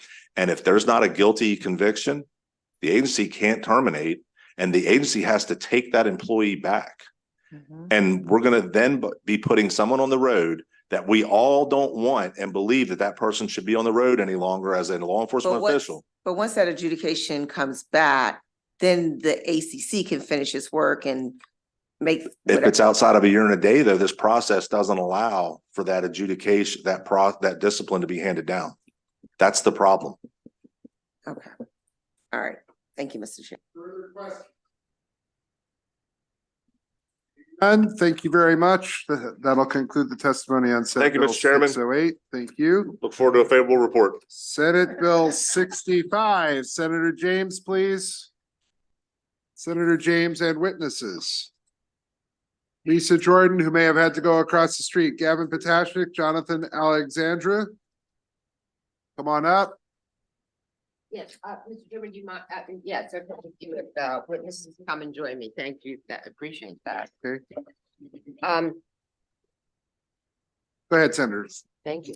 Good afternoon, everyone. For the record, Senator Mary Delaney James, representing Harford County and hoping to get a favorable report on, Senate Bill 65. Really, I'm going to let the panel get into the technical or substantive aspects of the bill. I'll just touch on them really briefly because it's a late day and you've been here a long time and so have I. But I do want to just mention a few things. Over the last 15 years or so, some of you who are prosecutors might be aware of this. There's been a convergence of like sort of three major trends, none of them good. The victims of child pornography are getting younger, and I mean much younger. I'm talking prepubescent, but we're also talking toddlers and infants. There's also these children of tender years, because of how tender and young they are, the level of brutality visited upon them, I think, is almost beyond some people's normal comprehension. And there are state's attorneys, God, thank you for all doing this, that have to look at this day in and day out. So we don't have to, but it is horrific. And then really technology, we all know, it just allows for things to explode, including the volume, the sheer volume of child pornography that's out there.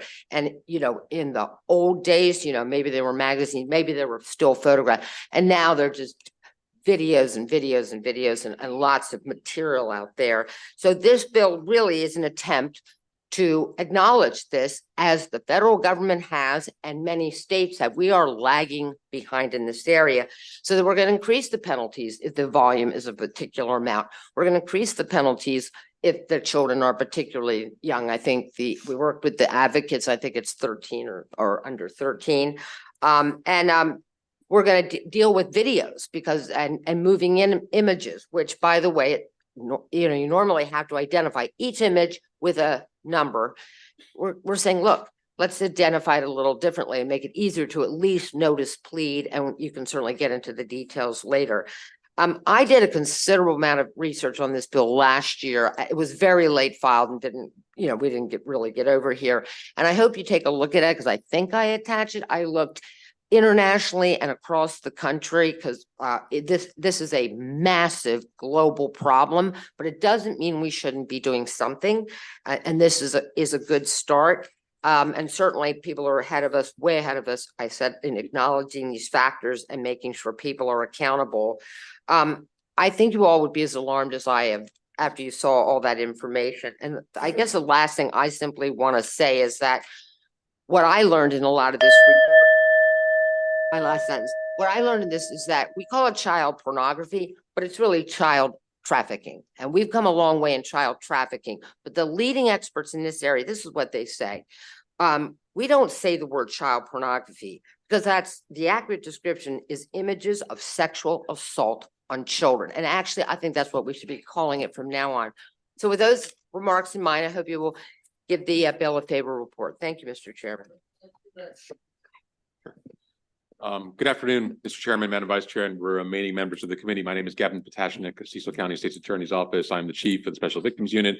As Senator James had indicated, part of the most depressing aspects of what I do is to look at child pornography because there's legal things that we need to attach to it to make sure it does follow the statute in terms of what does and what does not constitute CP. And again, Senator James is right. We try to call it CSAM, which is child sexual exploitative material, because it more aptly describes what's happening to the children around the world who are being exploited to feed a consumption of individuals who are attracted to children. So as computers have exponentially become better at digitizing and allowing information to be transferred across the globe, so has the manufacturers of child sexual assault or CSAM material have been able to get better at not only exploiting children, but to produce more information and produce better quality types of videos and content, which means that we're seeing an explosion of videos rather than singular images. And we are seeing more and more volume because computers are getting better at absorbing and holding on to that material. So in the past, when I've been doing this for a long time, it was maybe a couple dozen images, which is bad enough, but now we're seeing hundreds, if not thousands of images. And our sentencing tiers haven't caught up with the reality on what is happening with CSAM material here in Maryland. What this bill does, it isn't a sentencing enhancement per se, it's a different levels. Yeah. Look at it as a large amount child pornography bill or CSAM bill. And I think it's necessary, I think it's warranted, and I think it is a valid way for us to combat this particular issue. So I ask for a favorable report. Thank you very much. Thank you. Good afternoon, Mr. Chair, Madam Vice Chair, members of the committee. I'm Lisa Jordan, again with the Maryland Coalition Against Sexual Assault. We're here in strong support of Senate Bill 65. You've already heard from our prosecutor about the ins and outs of the technical parts of this bill. And, my role here is to remind you of how this affects victims. And I know you all know this. You've heard a number of child sexual abuse bills this year, but remember that they're vile. These are children under 13 years old. They involve bodily fluids, violence, animals. I appreciate Senator James so much for saying under 13, because originally we were talking about, maybe under age 3 or 5 or something like that. And I couldn't imagine explaining to your constituents that the 6-year-old wasn't covered. And the age is always going to be a little arbitrary, right? I mean, right now, child porn, you have to be under 16. And this bill proposes age 13, under age 13, because you already have that in other aspects of the law in your tender years statute. It recognizes the horror inflicted on these kids. And remember, it's not just when it happens. It happens to them over and over again. This follows them throughout their lives. there was one teacher, I know one of my colleagues told you about looking out at her kids and saying kind of like, I wonder how many of these kids have seen an image of me. So this never goes away. It's really important. And this is just, it's a fairly modest increase in penalties. So for these reasons, we ask that the committee issue a favorable report on Senate Bill 65. Good afternoon, Mr. Chair. I'm Jonathan Alexander. I'm Legislative Counsel for the Maryland Family Institute in favor of this bill aimed at appropriately identifying and increasing penalties for the pushers of child pornography. MFI applauds Senator James's commitment to assess and rightly categorize the punishment against those predators who would traffic child pornography. The way the law is currently written, it does to certain extents already recognize the culpability of those that aren't just dabbling or on the fringe fetishes of child porn. We should do everything to stop that. But there are the creators, the promoters, the traffickers, the pushers of this content, and they need to be shown that there is no chance of survival for them here in Maryland. This category of villains here are the worst offenders. And if you've prosecuted child pornographers, you've had to witness the most gut-wrenching and heartbreaking evil that are perpetrated on children. The Maryland statutes, and even in this session, I think we've opened up the conversation and quite honestly are intentional about stopping the users of this content. We're even opening discussions about limiting via guardrails the unwitting victims of child porn by ensuring that child devices aren't contributing to this scourge. But this bill is a needed step as it still addresses the conspicuous gaps in the law, how it is written. It recognizes the pushers, the kingpins of child porn, and it remedies those gaps by treating these voluminous amounts not just as an aggravating factor, but a category of crime all its own. And it rightly criminalizes those who are marketing, manufacturing, and distributing large quantities of child porn. This law will make the worst offenders against children in the state pay the hardest penalties. And for those reasons, we support SB 65. Thank you, Senator, for this bill. My question, I think, is probably going to be for Ms. Jordan. I'm going to ask this question on behalf of someone who wrote in, Ms. Tabaus, I think her name was Trudy Tabaus, and she's asking why is one, why 100? Why is one image okay, not okay, but why is that not covered? And then the other one, the other question she has is about why can't it be having any of this material of any minor under the age of 18? So if you could just make those clarifications. Yeah, let me defer to Mr. Potashnik regarding the ins and outs of the number of images, because that's very technical with the prosecution. Regarding the age, actually, the statute only applies now to images of people under 16.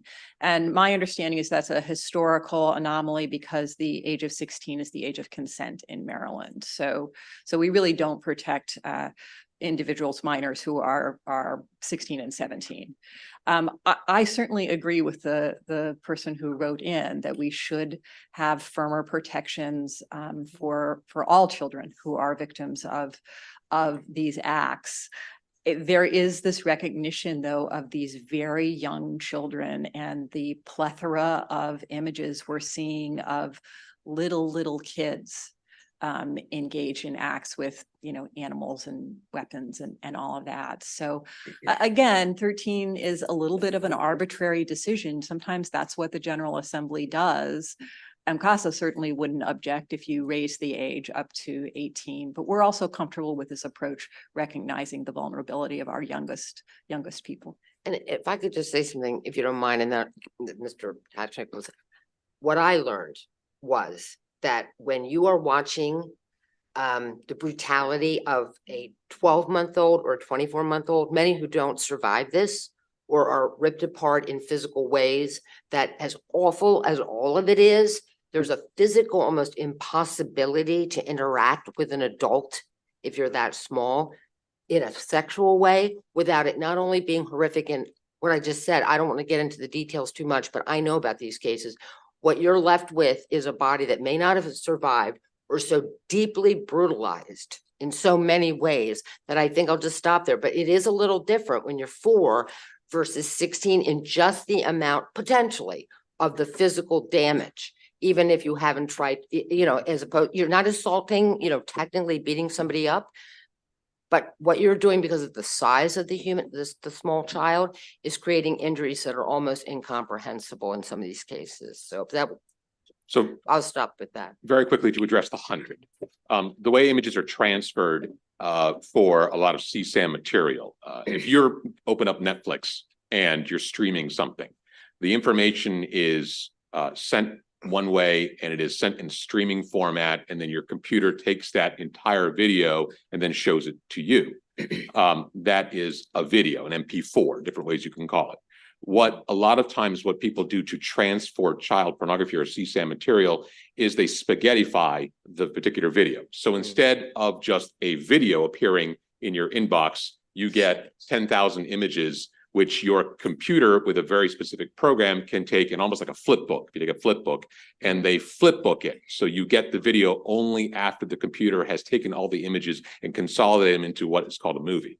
So the way the statute works now is that a video, which may have 200 images, is the same as a singular image, which has none, which is not a good way to kind of delineate between those who are, you know, for various purposes. And I hate to use different terms, but people who are just curious versus people who are serious collectors. And what this bill does is it aims to punish the serious collector component of this. You can still go after the singular image. There's nothing preventing that. This just adds a different layer for those who are consuming spaghettified images. And we, you know, I think there's a definition that, you know, a video equals 20 images. So it's a way for us to kind of demark that in an appropriate manner. Thank you, Mr. Chairman. Thank you, panel, for coming in and testifying on this. You kind of threw me off with your last answer about the images. So I had to reformat my question. Originally, I was going to ask you about 24 frames per second is what the Abode says is the average film standard. But now if you're talking about streaming and compressing the image, then a foot per second could be broken down into the 8 bits. Is that correct? Because when you deal with computerized information, I think it's 8 bits of zeros and ones equals 1 unit. So therefore, the stream, while it might not be in frames, it would be in bits. Would that be correct? So, Delegate, I'm not a computer expert or a frame per frame expert on video. I can only tell you what I know. And that a lot of the software developed by individuals who manufacture and distribute child pornography, they do it on a wholesale level. So they're trying to usurp different types of laws all around the country. The federal law has certain thresholds for what meets their definition of video versus image. And it may be a little, you know, so they only package it a little bit less than 24 frames per second. So it's a way for us to kind of demark what's occurring on the ground with respect to the volume. I don't know, 8-bit versus this or whatever, but I do know how these materials are packaged and sent. And they're sent in singular images that you put together for a movie. That's more and more common. Not always, but more and more common these days. That's how it's being produced. And as computers get faster and cheaper, then people are able to develop the software more expedient to spaghettify those images into even larger movies that are even. I'm in full agreement with your bill, but I was being technical, speaking about how computer language is generated and transferred. I agree. I thank you so very much. Yes, sir.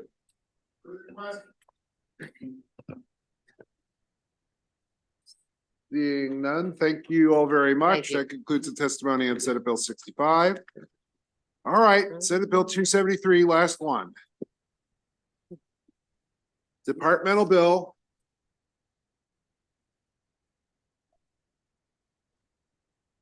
Mr. Edding, okay. Okay, that's fine. Whoever would like to begin, please. Thank you. Good afternoon, Chair Clippinger, Vice Chair Bartlett, and members of the Judiciary Committee. I am Janelle Mummy, and I am the Director of Government and Legislative Affairs for the Department of Public Safety and Correctional Services. Senate Bill 273, what we simply refer to as the drone bill, is a departmental bill that will prohibit the operation of drones over a state or local correctional facility for the purpose of delivering contraband or taking photographs or recorded images. This bill passed unanimously by both the Senate Judicial Proceedings Committee and the Senate floor as amended. You have our written testimony, and we respectfully request the committee return a favorable report on Senate Bill 273. Good afternoon. My name is Earl Letting. I'm the Executive Director of the Department of Intelligence Investigative Division. I don't want to drone on upon why this is a good bill, but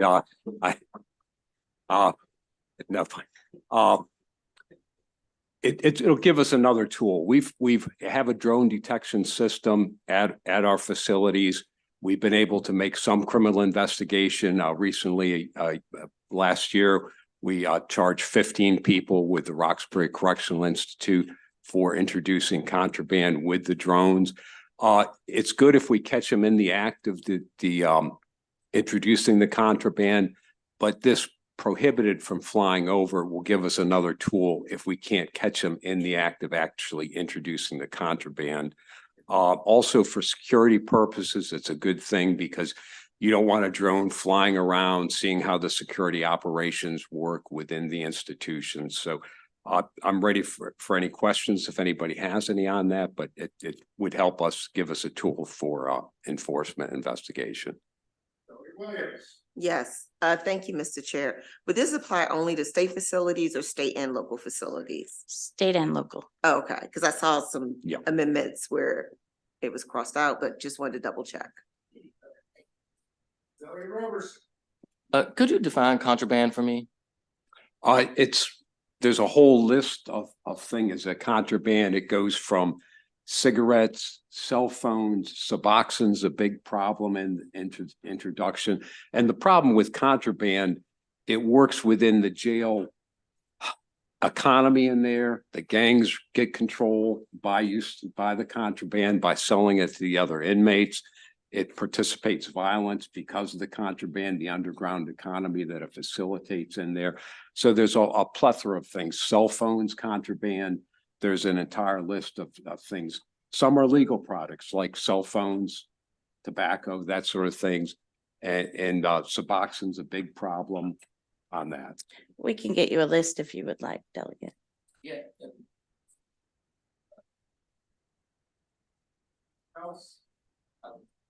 Trying to want to say thank you, Mr. Chair, that's okay. But also, just because the reason I ask is because I have a bill that deals with phone calls, and I know that's a big issue of the cell phones coming in. And so, providing that freedom to use the prison, it also can eliminate the use of contraband that's flown in, because the fact is that they're trying to use that to connect with families, I'm sure. So I think the new tablet system has reduced the amount of cell phones coming in because we've received them less. And so what we're finding is the cell phones that are being more used for illegal contact with the outside. Because with the tablets, it's really increased the amount of contact that they've had with the family. So that negates all our other contraband is about equal, the recoveries, but the cell phones have really dropped, and we're attributing that. Because they're recorded. Correct. The conversation, so there's no record of the contraband on an illegal phone. Gotcha. Thank you. Thank you, Mr. Chair. Seeing none, thank you I'm sorry, did I miss one? I'm good. All right, seeing none, that concludes the testimony on Senate Bill 273 and concludes our testimony today. Thank you. We will have a voting session tomorrow after the floor session, so we will see you then. Thank you very much.